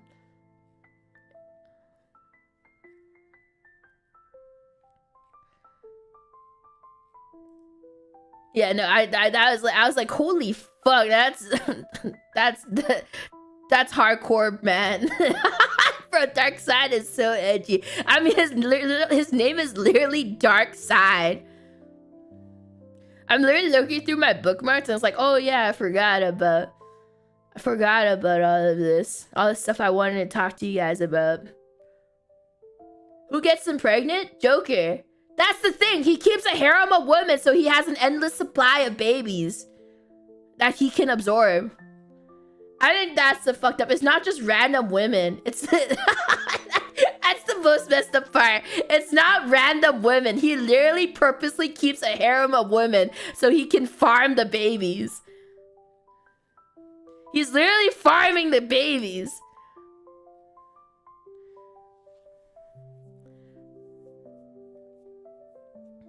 So yeah, cool new fun update from the DC universe.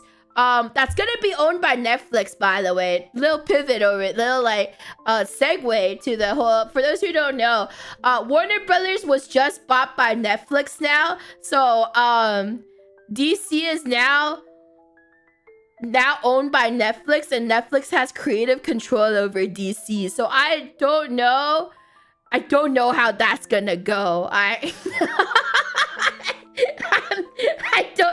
don't know how that is gonna go, because like on one hand, Netflix doesn't really care about, like, I guess like they don't really care in terms of like they'll like greenlight everything, but also they cancel everything too, and that what makes me scared, because you know they've let past a lot of crazy shit pass to get greenlit and everything, but like a lot of shows get canceled after like one season too. So that makes me scared, really scared, because it's like, you know, I feel like one season is not enough for a show to grow on its own, because season one is where people experiment and try to find their footing on things, like trying to find their footing and where they're at as a show, like trying to experiment and see, like, you know, what works and what doesn't work. And season two is usually where it starts picking up.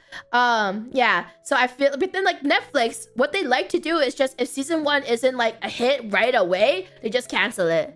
They're just like, what the fuck, like, you don't make us enough money, it's not streamable. Yeah, or they cancel shit that's popular. Like, I'm Inside Job. I will not let them live it down. I'm so upset. I still can't believe they canceled Inside Job. I swear to God, I know I keep saying it. I swear to God, Inside Job was an actual inside job because they got too close to the truth. And then somebody like from the higher ups, look guys, I'm not a conspiracy theorist. I'm not a conspiracy guy, but like, I swear to God, I think they got too close to the truth, and some fucking higher up called up Netflix and was like, take it down. Like, because it was actually such a good show. I was so surprised it got canceled because the writing was really good. The characters, everyone was fucking talking about Inside Job when it was airing. So like, I don't understand. And the clips got like millions of views. So like, I don't understand how it got canceled. And so I swear, someone called Netflix and was like, you gotta cancel this. They're way too close to the truth. They know too much. Doki, but they're listening. Put that tinfoil hat on. The canceled gems like Inside Job, but keep Big Mouth. Thank you for the super chat. Thank you, thank you. It's because it's filled with celebrities too.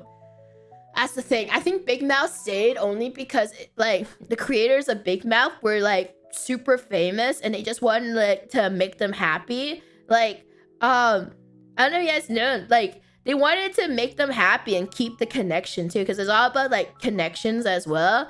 And the creators of Big Mouth are really, really, really famous Hollywood actors, and also like they know everyone too. So you know, it's like how Adam Sandler got like a, was it a 5+ year contract? I think it was like 10-year contract. Was it? Guys, I don't remember how many years it was. It was like 5 to 10-year contract with Netflix. And like they just give him like, it doesn't matter how shitty the movies are, because it was so bad. But you guys gotta admit, all the movies that Adam Sandler made for Netflix was so fucking bad. But like, it was literally a paid for vacation for him to do whatever the fuck he wants. Like, I swear to God, like it's just, he literally gets like a paid vacation from Netflix to travel to wherever the fuck he wants to, and then have Netflix hire all his friends. Like, I swear to God, Adam Sandler's friends, like majority of them, the only way they'll ever get hired is in an Adam Sandler movie, just because they're friends with Adam Sandler, and like it's literally payday for them. Like the trip with him and his homies. It doesn't even matter how shitty the movie is. He's already paid.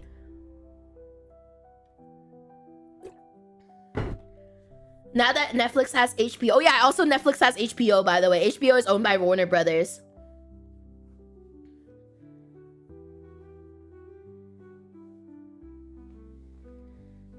Acer, thank you for the super chat. Thank you. Maybe they can go back in time and cancel that awful Games of Thrones. You know what I'm looking forward to? Maybe they'll fucking get rid of the HBO streaming services, so finally all the HBO shows are on Netflix. Because you know what fucking sucks? In Canada, we don't have HBO streaming services. We have to have this other streaming service called Crave. Fuck Crave. Like, we don't even get to have this shit. It's on goddamn Crave. Not even on HBO. Crave fucking sucks. I hate Crave. Yeah, Crave doesn't even work right. At least, you know what? No, you know what? Fuck yeah, I'm actually happy that Netflix got HBO at least. So now actually the HBO shows are on Netflix now. Oh my God, we don't, at least, guys, here's the good thing about Netflix buying Warner Brothers. Less streaming services.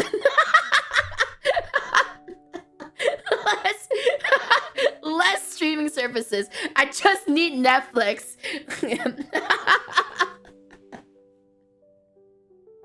But at what cost? The monkey paw is good. Bless the monopoly. Look, at least it's okay, guys. Let's look at the bright side of things. Like, let's look at at least it's not owned by Disney. Thank God. I do not want them to do what they did to Marvel. Like, I don't care what you guys think. I think Disney ruined Marvel. Like, this is my hot take. I think Marvel was so sanitized because they got bought by Disney that, like, all the stories regarding, like, Marvel, like, movie and comics are just, they're not that interesting anymore. And Star Wars, too, I would say. So, at least Disney doesn't fucking own Warner Brothers. Like, so at least that's the bright side. It could have been worse. It could have been worse.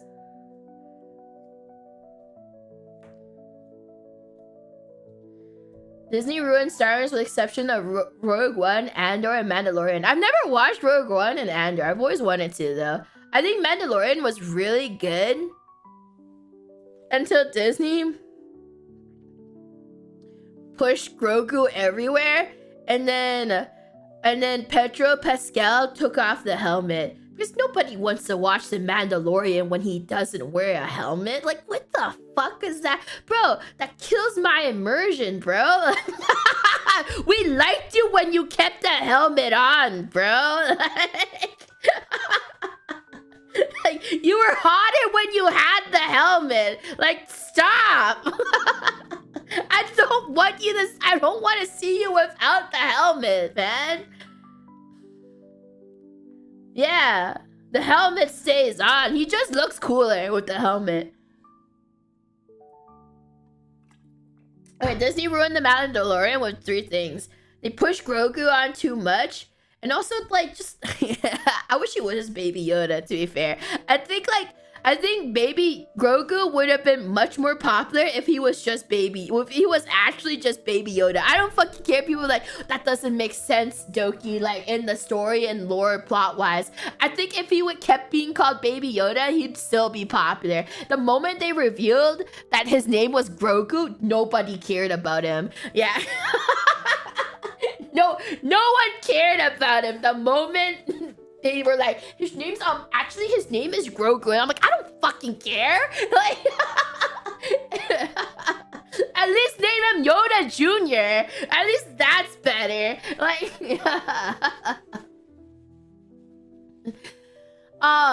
yeah, all the charm gone. And I was like, Grogu, like, all the charm gone about Baby Yoda.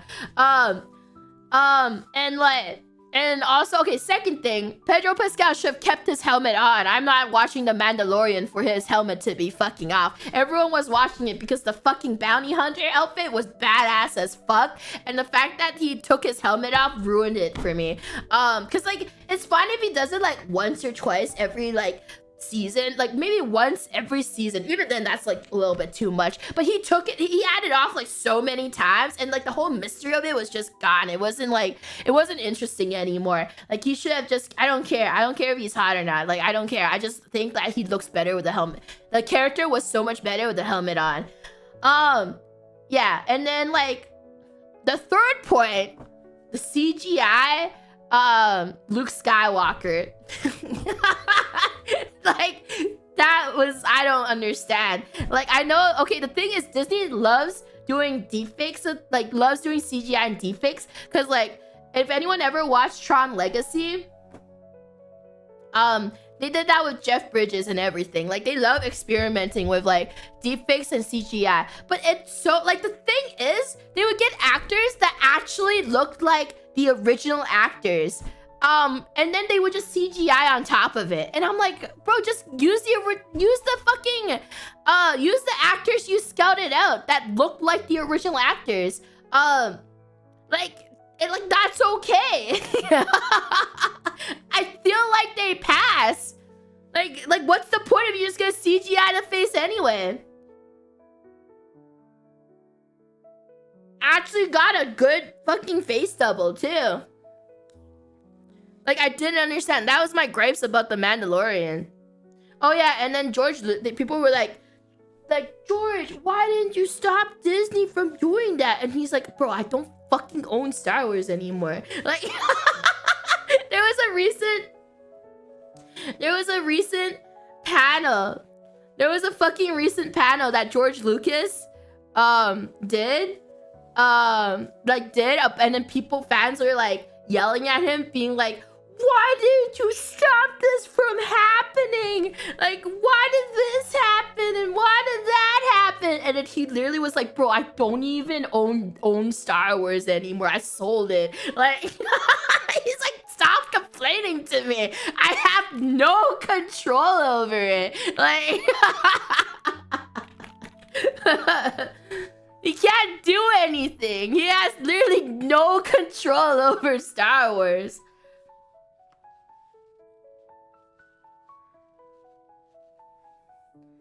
Yeah, he got paid. He's like, oh yeah, like, okay, wait, let's see. George Lucas has moved past Star Wars 13 years after selling it to Disney for $4 billion. And he's like, I've got a life now. Wait, let me read the article. Alright. Let's see. What does it say? Alright. Of course I've moved past it. I mean, I've got a life. Bro, he's just like, bro, I have a life now, bro. I can't do anything about it.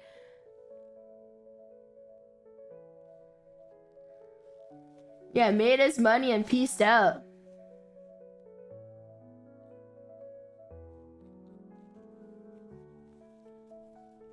Lab, thank you for the super chat. Thank you, thank you. Imagine, yeah, thank you for the super chat. Thank you, thank you. He took his helmet off and the show was ruined, just like Halo. I mean, I don't remember which company made Halo. Halo TV show. Oh, was it Amazon? It was, oh wait, it wasn't Amazon. It was Paramount. The fuck does Paramount do anymore? Who owns Paramount? I feel like Disney soon, right? Paramount's next. I think Paramount's gonna be sold soon. There's no way. There's no way they're gonna be owned. Future Disney owners. I feel like Paramount's next. Paramount got started. Bro, who the okay, I'm so sorry, George, but I hate to break it to you, but who watches Star Trek anymore? I'm sorry. who talks about Star Trek anymore? Okay, this is really fucked up for me. I'm sorry. Okay, I'm gonna say something really, really fucked up, guys. The one show that was keeping Star Trek relevant was Big Bang Theory.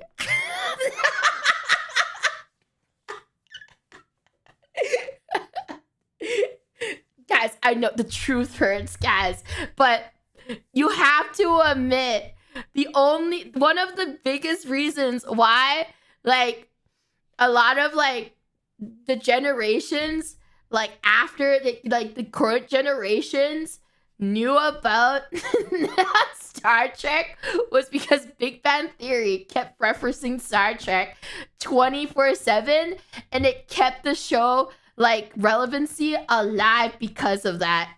And you guys can't be like, you can't say that Big Bang Theory wasn't even that popular.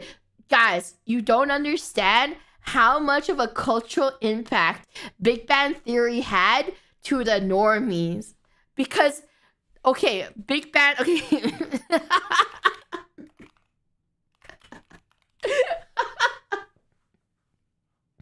But the J.J. Abrams movies, though. Guys, it had 17.31 million viewers each season. It was like top 10 show, like, every year. I know the truth hurts. Stop spreading misinformation. Guys, I'm so sorry, but every episode that Big Bang Theory, I know, you only boo me because I'm right. You're only booing because you know I'm right. Man, I feel she's just lying. You guys are living. You guys are. Oh my god, what's the word? What's the word where you guys are just you refusing to believe me? I will fight you. They can't handle the truth. You're in denial. My Yoshi is getting canceled.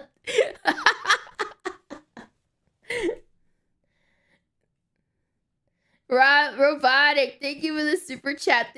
Thank you. Oh, sorry, it's Big Bang Theory and Family Guy because Seth MacFarlane fucking is also ever since Big Bang Theory ended. It's Seth MacFarlane's time to keep the series alive. Yeah, now it's just Family Guy holding it together. It's the only pillar left. The Google Doc where no Doc has gotten before.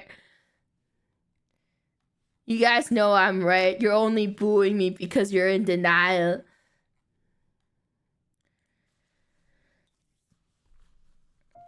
He also made an animated show, didn't he? Like an actual Star Trek show. Seth MacFarlane. No, I actually know Orville. That's what I was saying.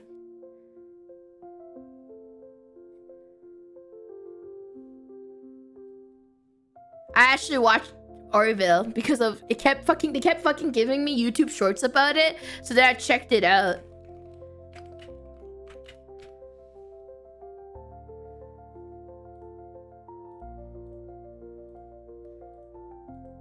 But yeah, as I was saying, Big Bang Theory kept the show alive to the normies, even though it ended for... Oh yeah, and also Seth Seth is like, I swear to God, I think like the only reason... What's his name? Picard? I feel like literally Seth MacFarlane has like Picard on a leash. Because he's like, you'll be because he's such a fanboy of Star Trek. He literally has him like leashed up for all his shows. He's like, you're never leaving.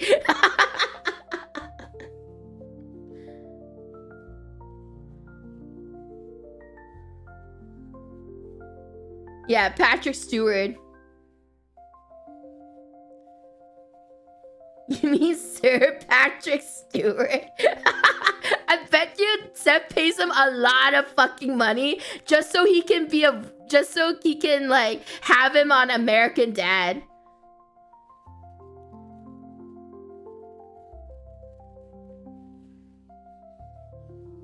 Cause he's like such a fucking fanboy.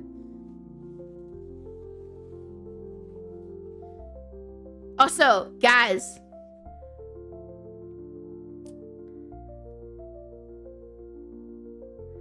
my first introduction to Star Trek. You're like, don't say it, Doki. To prove my point, my very first introduction to Star Trek. Don't say it. Don't you dare.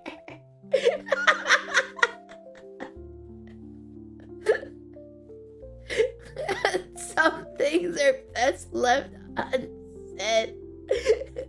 My very first introduction to Star Trek.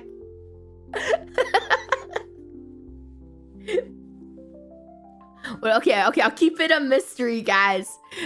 So you can be disappointed or not in your heads. But we all know the answer. We all know the real answer. In your hearts. Okay, for the dragoons who wish to cope, you can think of a different answer, but you know what the real answer is. You...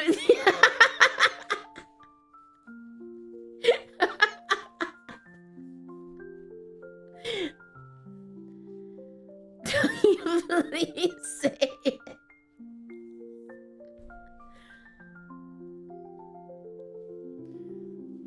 Alright, anyway, what was I talking about before? But yeah, that's crazy that's actually crazy that Netflix now owns like Warner Brothers and HBO. It makes me wonder what they're gonna do with that property. Say it, break our hearts. Bird, thank you for the super chat. Thank you. What I'm surprised is that they're not doing anything with the Star Trek brand anymore. Not actually doing anything with it. Star Trek. What's the newest thing they did for it?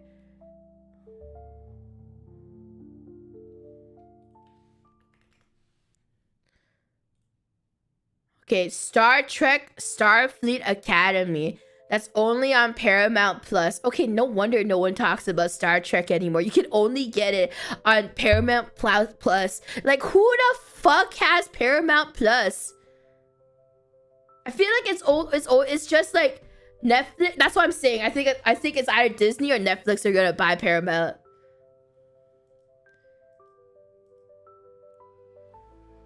Yeah, it's only on Paramount Plus. Me. You and like 900 people that have the streaming service. Oh, is it a perk for working at Walmart? Oh, I didn't know that. I didn't know it like goes with Walmart. By the way, we don't have Paramount Plus in Canada, I think. Let me check. I didn't even know that existed as a streaming service. Oh wait. Oh my god, wait. Oh, we do have it. Oh, but the Canadian version is different. Never mind. What do we have on there? To get the full US library, users in Canada have to use a VPN.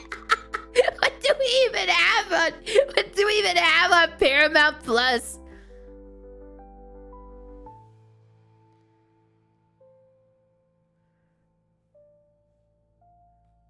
Apparently it's just like, apparently we have okay, we don't have the NFL, but I'm sorry, I'm not a sport person. I'm barely an esport person too. Yeah, you can subscribe to it, but there's barely any. Yeah, I was so surprised. I was like, Paramount Plus? Like, what? I just know Crave because that's their like alternative to HBO, because we don't have HBO on in Canada.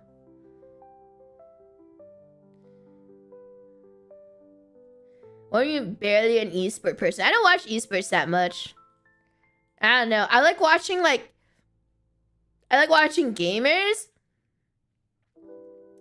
But I'm not like, I don't watch esports in general. Cause it's like, I don't know, it depends on the games.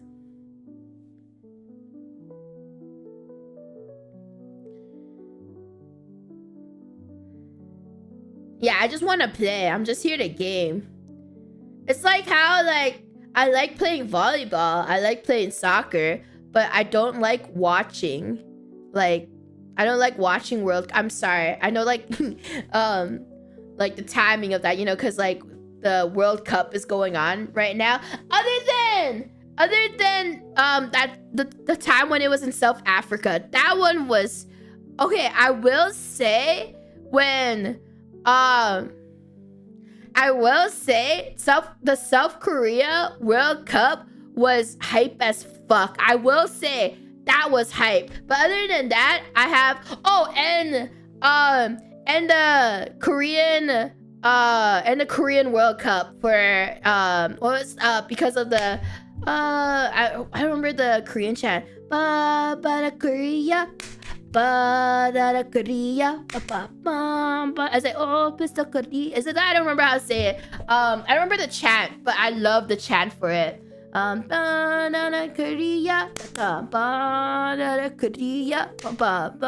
I remember the chant for it, but that shit was fire. I didn't know that chant because, how do I know that? Because I used to go to international school, and all my Korean friends will do that chant, and it was like a hype chant. Like, I would like sing it with them during like when we're doing sports and stuff. But I don't remember the lyrics. I feel like I'm butchering it. We would like chant that during like sport events at school. Like, Korean chant soccer. Now I need to now I want to look it up. Now I'm curious. All right, I'm turning this off too.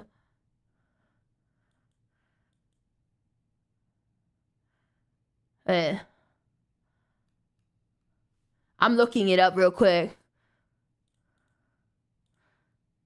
Is that... What is it? What is it called? Is it... What is the Korean soccer chant called again? Oh, Pisong Korea? Is that how it's pronounced? Okay. No, that shit is fire. On Korea. Oh, Pisong Korea. Oh, Pisong Korea.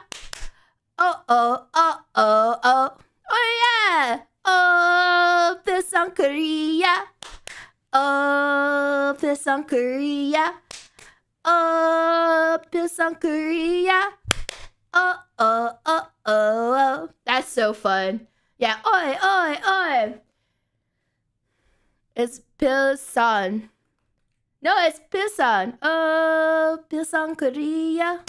Am I like pronounced? It's so fun to chant. It's such a fun chant to say. It's very fun. And then I would like me and my friends, like during like matches and stuff, we would be like, we'll chant that out. And it was, I didn't know what it meant. It just it was just so hype. It was just so fucking hype whenever like you chant it.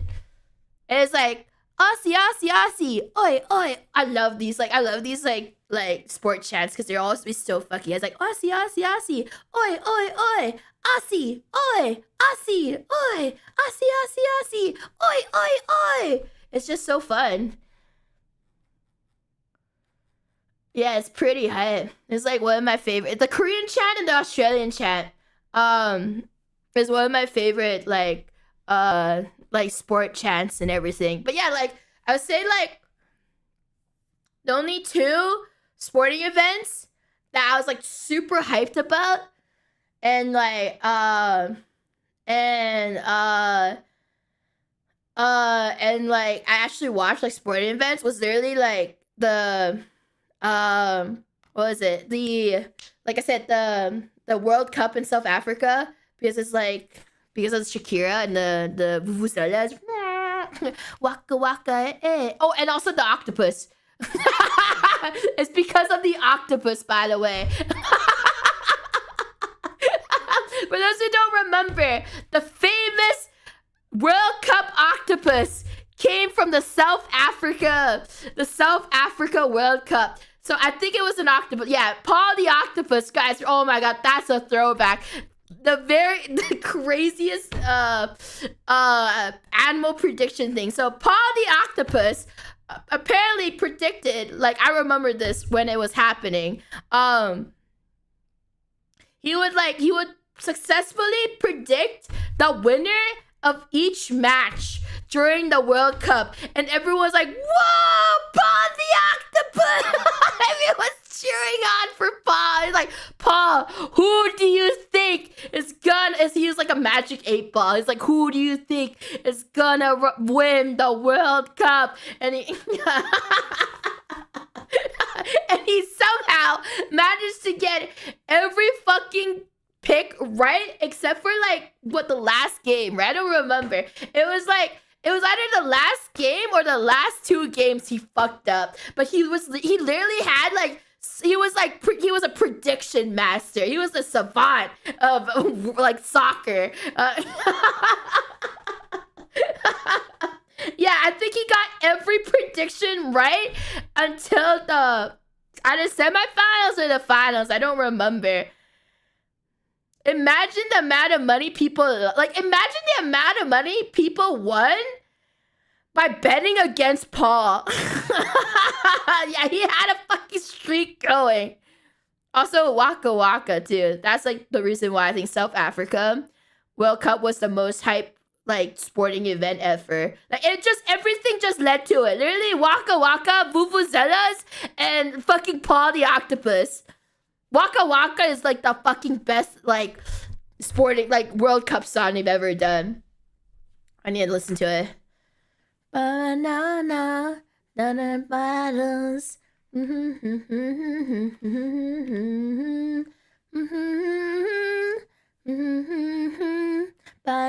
da da da da da da da over.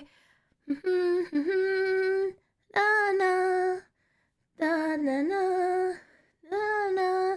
You guys know Shakira So, the Waka Waka song? Oh my god, did she really? No, this is Africa. Waka Waka, Zamia, Zamia, this is Africa. This is such a good song.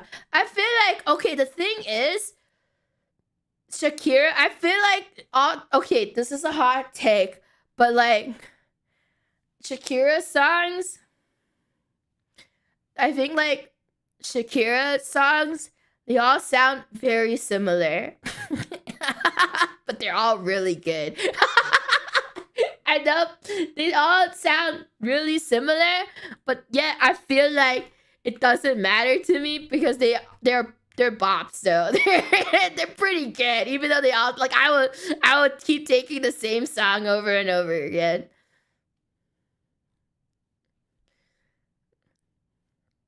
Like she figured it out, you know? She figured out the system. She knows what it's like. What's her name? Megan Trainor. Like her songs all sound the same, but like she figured it out. She knows. She cracked the code. It's like her and Megan. They both like know what people want. Like from them. Yeah, don't change what isn't broken.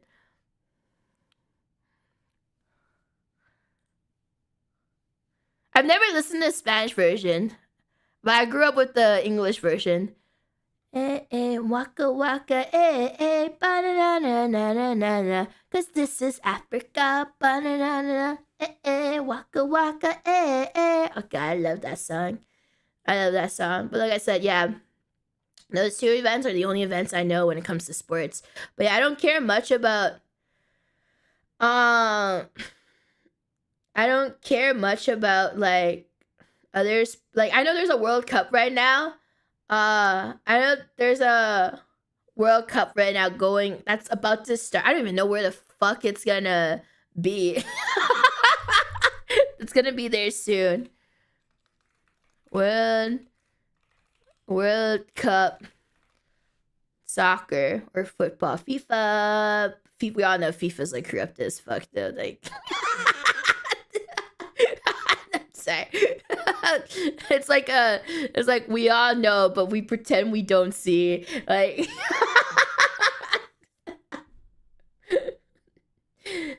is it actually held in the States right now? Wait, where is it right now? Just casually mentioning a little fun fact. Oh no, it's like no, we see it. Oh, next, what about this year? Isn't this year? Isn't there World Cup this year? Or is it next year? I know people are... Oh, it's next year. People are prepping for it right now.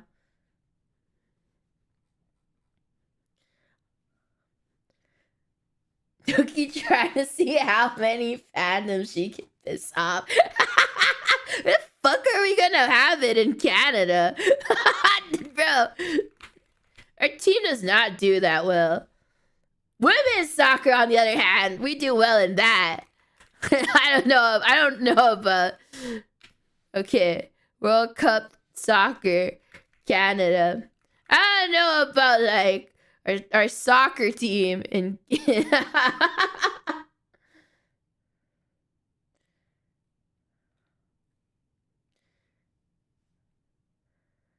we do okay? Canada at the FIFA... Alright, let's see. Overall record. Did not enter, did not qualify, did not enter, did not qualify. 24th, did not qualify. 31st, qualified as... Yeah, no. I know I remember, because I always get disappointed when I try to watch. Yeah, no, this is an incredible record from Canada. This is so sad. I'm sorry. It's actually okay. I'm so sad. This is pretty sad to look at because I was like, wait, are we ever had a good year? Because I know I don't pay much attention. Like I do pay attention to like. You know, if we do well, I pay attention. So that's why I don't pay much attention to FIFA World Cup because like Canada's never really done well. We tried, and that's all that matters, right? So wait, let me. Okay, let me show you guys the record. It's pretty sad. I'm like looking at it. Yeah. Here. Yeah, it's just like, have we done okay? Yeah. Did not qualify. Did not. And then the fucking from 1990 to 2018 did not qualify. Bro. Okay, guys, we're co-hosts, guys. We are in from. That's not bad. You made the show twice, guys. But now we mandatory qualification because we're hosting. We're in by default because it's held in our country.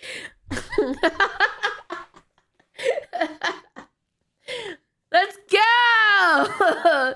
It's like America and Mexico brought their like little brother along. They're like, hey, can like Canada join us? Like mom said we had to bring him along. We're like, yeah. we're in FIFA.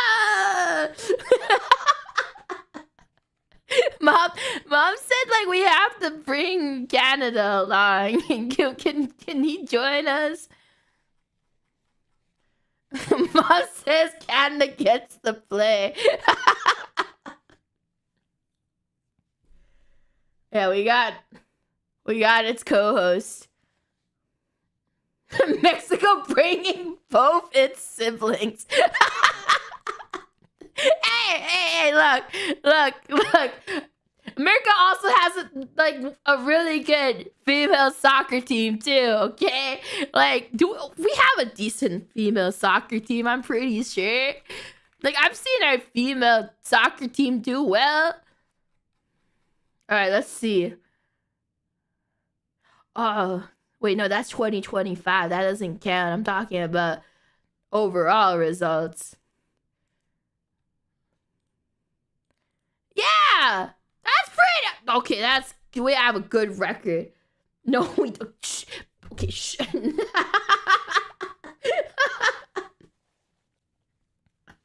Look, we're trying our best. We're trying our best.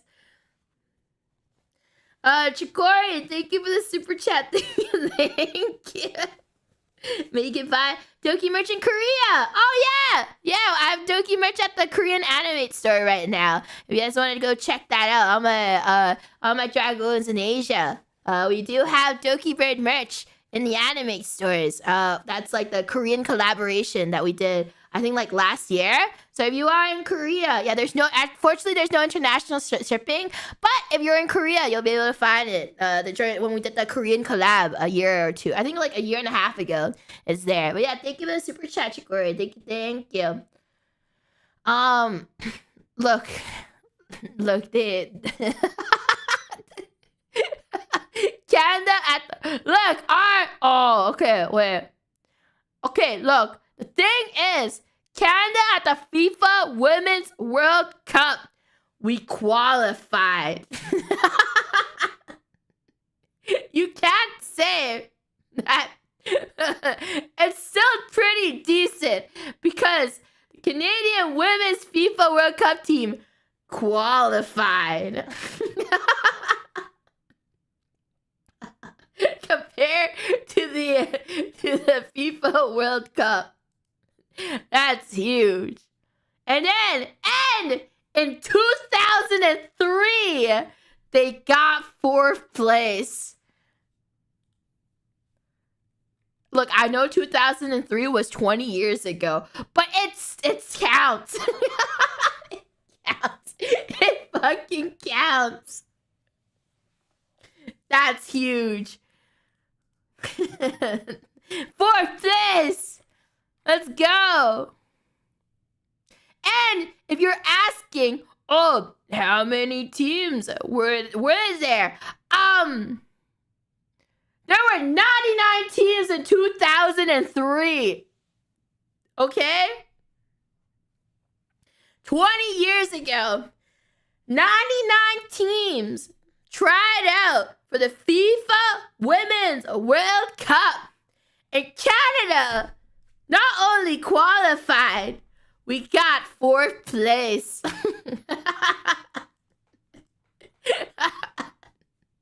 We don't talk about the other records. We still qualified. It might not have been 4th place, but they still qualified. It wasn't like this record, this unfortunate record that we have. This is an unfortunate record, but look,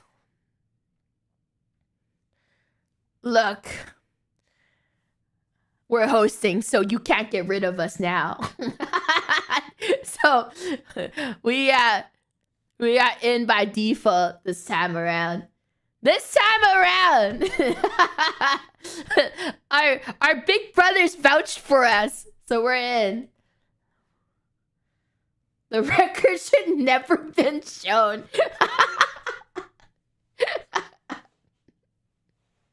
Yeah! We have home field advantage. Thanks, big bro. Guys, maybe we'll have a miracle. Guys, you don't know that. Maybe a miracle will happen. You guys don't know that. Oh my god, in 2030 it's Portugal, Spain, and Morocco. That shit. Okay, if Spain, I hope like Spain win. Like Spain, oh my god, okay, that's hard. It's like Spain and Portugal and Morocco. That's like a insane like squad for the host countries. Who won during that? All right. Wait, who won? Okay. Knockout stages. Oh, it was Argentina. Looking at stats, it's just interesting. I like to see who wins.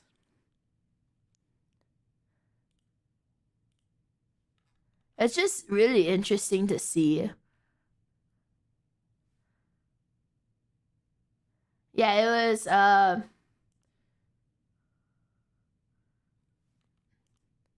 Messi and Argentina. Oh yeah, it was Messi's year. That's crazy. How old is Messi? I feel like he's like old now. He's like 38. Holy fuck. Oh my god. Bro, that man's 38. He's almost in his 40s. Guys, I don't know if you guys know how big a soccer field is. But when I used to play soccer, that shit is... I was so happy I was a goalkeeper. Cause like, alright, here's like a... For those who don't play soccer, it was like, can't be that big. Like... For those who don't know how big a soccer field is, like that's crazy that he's able to still do this in his 40s. Like, look how tiny this person is. Look how tiny that guy is. Like, no, football fields are fucking huge. Like, yeah. Yeah, that's like, oh my god. They look like ants. Like, bro, like, how many people can line up on the lip? So the fact, like, some you guys are like, yeah, but he's not running back and forth. It's still a lot of running. Even like half field. Is he a forward or a midfielder? Oh, sucks for the midfielders. Not gonna lie.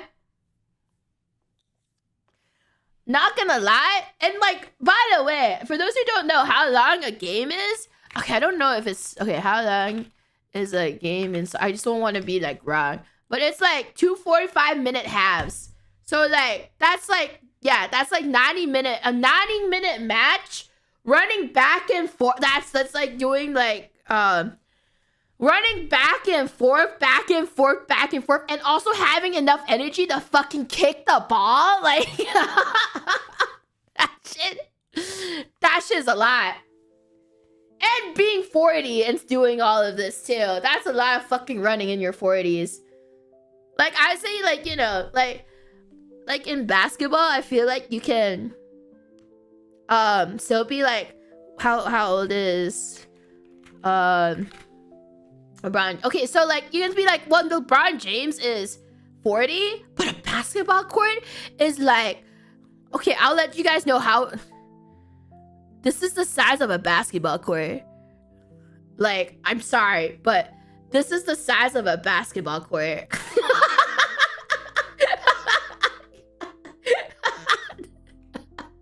I'm sorry. Like, this is a soccer field. Yeah. yeah, it's a lot small. Like, I would say, like, I feel like, you know, you can be 40. You can be 40. And, oh yeah, and basketball has, like, more timeouts, too. But, like, even, like a basketball court is, like, this size. Like, even then, it's like this size. Like, but a soccer field is fucking crazy. Yeah. Grass is easier, but it depends on the shoes. The thing is, like, basketball shoes is all about the pumps. Because, like, okay, that's the reason why I know so much about this, because I did sports. I did a lot, like, I was in varsity for, I did varsity for, soccer, basketball, volleyball, and badminton. And like, no, grass is not easier. It's not, but like running cleats is like a lot of work. Like as someone that like running in cleats versus wearing in like specific basketball shoes, like basketball shoes for it. So like running, especially like I almost twisted my ankle if the grass is just fucked up, and even if the grass is like a little fucked up, that's why they have to like check the grass. Depending on like what field you are. People have to check their grass all the time, because like if the grass is like even a little bit like bumpy, it will fuck your cleats up. Like it will fuck your ankles up, because it's not fun to run in. Yeah, because the earth is always uneven, so that's why they're always checking the field to make sure the field is even and everything. So it's not fun. Yeah, so that's why I'm like, it's very impressive to see, like, you know, is Ronaldo also 40? It's very impressive. They're like actually like physically incredibly fit to be able to do this, like in their 40s, like running back and forth in there. Like you can say that they're not running all the way back, but it's still a big fucking field. Like, and also whoever's the midfielder, like, it sucks because, like, you know, strikers always get the most attention because, like, you know, they're always scoring the goals. Because they're always scoring the goals and everything, you know, getting a point is really, really fucking hard in soccer. So, like, strikers tend to be the most popular player in the team. Like, you know, because, you know, fucking... So, but, like, yeah. But, like, being a midfielder... Like, having to go, yeah, running back and forth, that shit must be so fucking tiring. Like, like, that shit must be hell. I was playing goalkeeper. I was doing, like, why do you know this? So, I did varsity. I did varsity sports in high school and middle school. So, I was very active. I was very active in high school and middle school before I, like, went to gaming. That's why I have really good hand-eye coordination, because I was really good with my hands, like with my hand-eye coordination. So like, you know, that's why I was a goalkeeper too, because like I was able to catch balls really well, and like I did get. Okay, I told you guys, I told the story before, but I had no fear. I was like, as a goalkeeper, I had no fucking fear, and I would actually run in, like if I have like, you're all about like checking your like odds and stuff. So like I was that goalkeeper that I will run up to the striker and just dive for the ball and just do like the huddle thing. And for those who know soccer, like you'd go, you straight dive and you just huddle, like you do that and huddle and grab the ball. I do that. So I actually have no fucking fear, and I have got kicked in the head like once. by one of like the most famous striker, like during a tournament where like I have got kicked in the head once by the most famous striker in like one of the schools we competed against, like in the tournament we competed in. And there was this one girl who was like one of the most scariest players I've ever played against, and everyone knew her because she was like the most talented, like she literally got a scholarship for university for playing soccer, and it was very impressive because she got scouted in an international school environment, which is very hard for that to happen, because like normally you don't get scouted if you're in international school, because so she literally got a scholarship for playing soccer. Yeah, I got kicked by the scholarship leg. This explains a lot. Thank you for the super chat, G. Thank you.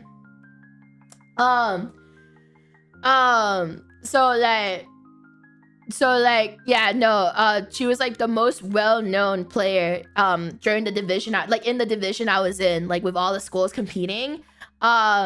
And I'm like, we were good friends though. I like making friends with like people in other schools because I thought it was really like, because it was like all international schools competing against each other. So it was always really cool making friends with like other international students from different schools and stuff, because we always see each other. The only time we could ever see each other was during during tournaments and stuff. So it was like, I was like, I hanged out with her a lot too after. Like I hanged out with her a lot, like before and after, during the tournament.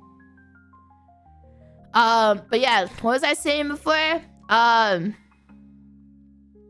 no, like, that's why I'm like, I'm really impressed. I'm really impressed with how, how they're able to stay so fucking consistent, even though they're like in their 40s, because holy fuck. like, as you get older, like, you hear about how they'll have like back problems and muscle aches and everything. So I'm like, power to them. Fucking power to these people. Can you even run still? I don't know.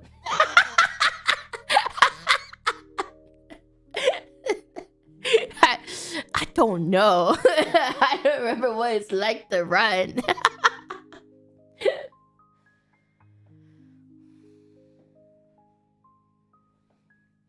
What do you mean I don't know?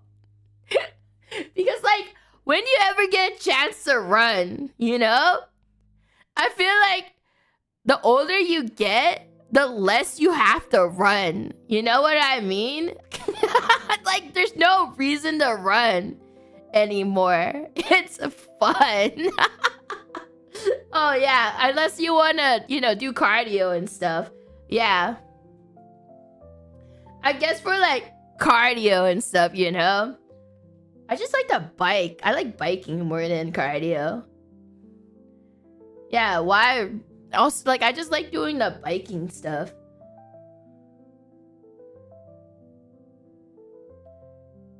Will you participate in the marathon? Fuck no. I'm sorry, but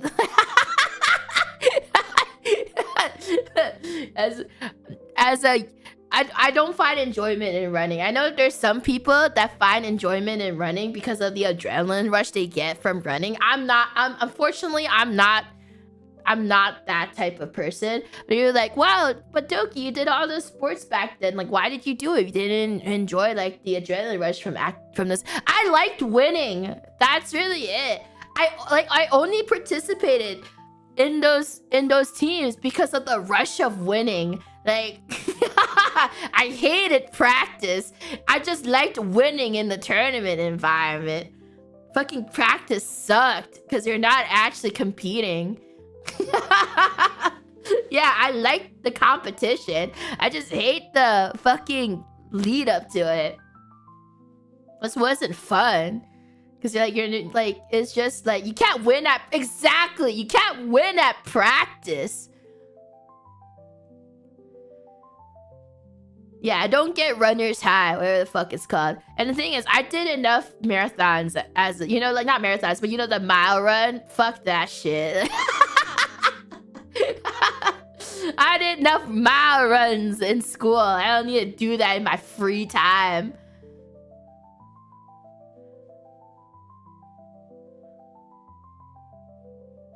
Don't you practice matches with the rest of your team? Yeah, but it ain't the same. Ain't the same. You know why? Because like, okay, this is the fucked up part. Like, it's not the same because in practice matches, you're not even playing against the best players. Like, you know, okay, if anyone's ever been on a team during practice matches, what they do is they put the main team as like team A, and then they're fighting against the B team. So you're not even fighting like, you're like literally fighting the B team, the subs, during practice, because you know they want the main team to have the chemistry. Yeah, it's the good players versus the bad players, the subs. So you're not even the reserves. So you're not even playing the actual good team. So it doesn't feel like good practice.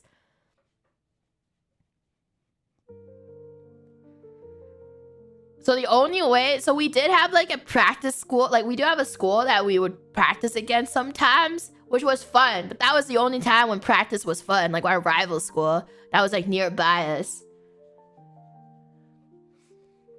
Yeah. Oh no, but like, okay, but in soccer, it was the only sport that actually had good practice in, because they would put me as the goalkeeper of the B team. So because the A team would have more, like, I can have like more chances to like actually play, like, you know, like that they would put me on the B team so I can practice against like the A team strikers. Because like I don't need to be on the A team to practice against, like, I don't need to be an A team to practice goalkeeping. That's the only time I got good practice. And then at one point, okay, for those who didn't know, I was like the most, my goalkeeping abilities back then was so scary / good. I know you're like, wow, Doki's so humble. But no, I'm really serious about this, because it's like, I was really, really good at goalkeeping, to the point where like, the boys team would ask me to sub in for their B team goalkeeper, or for their A team goalkeeping, so they can have like so I can have more practice, and also like they can have like a decent goalkeeper to practice against with too. No, I didn't get kicked in the head there, but it was really good practice as well. I would like, if the girls didn't have practice, then the boys team would ask me to like, the coaches and the boys team would ask me to like be the goalkeeper for the A team to help for practice. Now look at me, I sit at home. I use my hand-eye coordination for gaming now, for Marvel Rivals.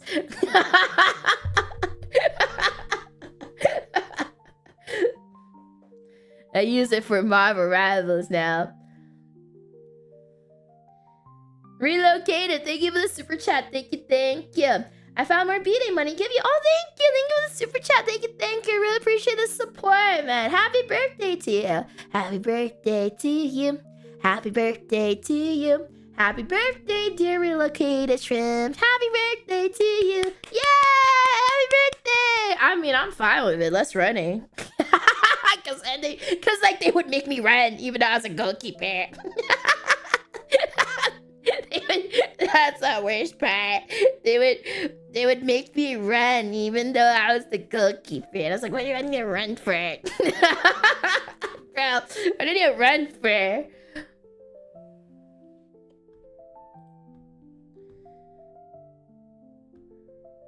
Kariko, thank you for the super chat. Thank you. I think I've heard of this. I have heard of this show. I know it's really sad, but I've never watched it. Cardio win games. Cardio fucking sucks. I don't need cardio. I have VTubing. I heard it's really, really good. Alright, guys. Oh my god, I've been streaming for 3 hours. I'm so sorry. I'm so sorry to my manager because I was supposed to do some work stuff too after this. Oh no. Oh no. Okay, I gotta go now. I have to go now, guys. There's some work stuff I had to do. I lost track of time because I had so much fun just yapping to you guys. Sorry, I had a lot of fun hanging out with my dragoons as always. Yeah, my manager messaged me. It was like, there was this thing you were supposed to do, and I was like, oh fuck, I didn't realize the time. I'm sorry. Hey guys, I always have a fun time hanging out with you guys, dragoons. I don't know, I fucking yapped so much about so many fucking random things today. You know, it's just fun hanging out with my dragoons, just talking about whatever that's on my mind today. I don't know, I fucking yapped so much. I don't even remember what topics crossed my mind today. But hey guys, as always, everybody, stay hydrated, posture check, get up and move around to get that blood flowing. And if you step for me, head to bed, cause you deserve it. I'll see you guys next time, everybody. Bye, guys. Bye. Yeah, the tangents today was all over the place. I feel like I got sidetracked a lot. I got sidetracked a lot today, but you know, it was fun. It was fun. I always love just, you know, just talking about whatever's on my mind with no filter or censors.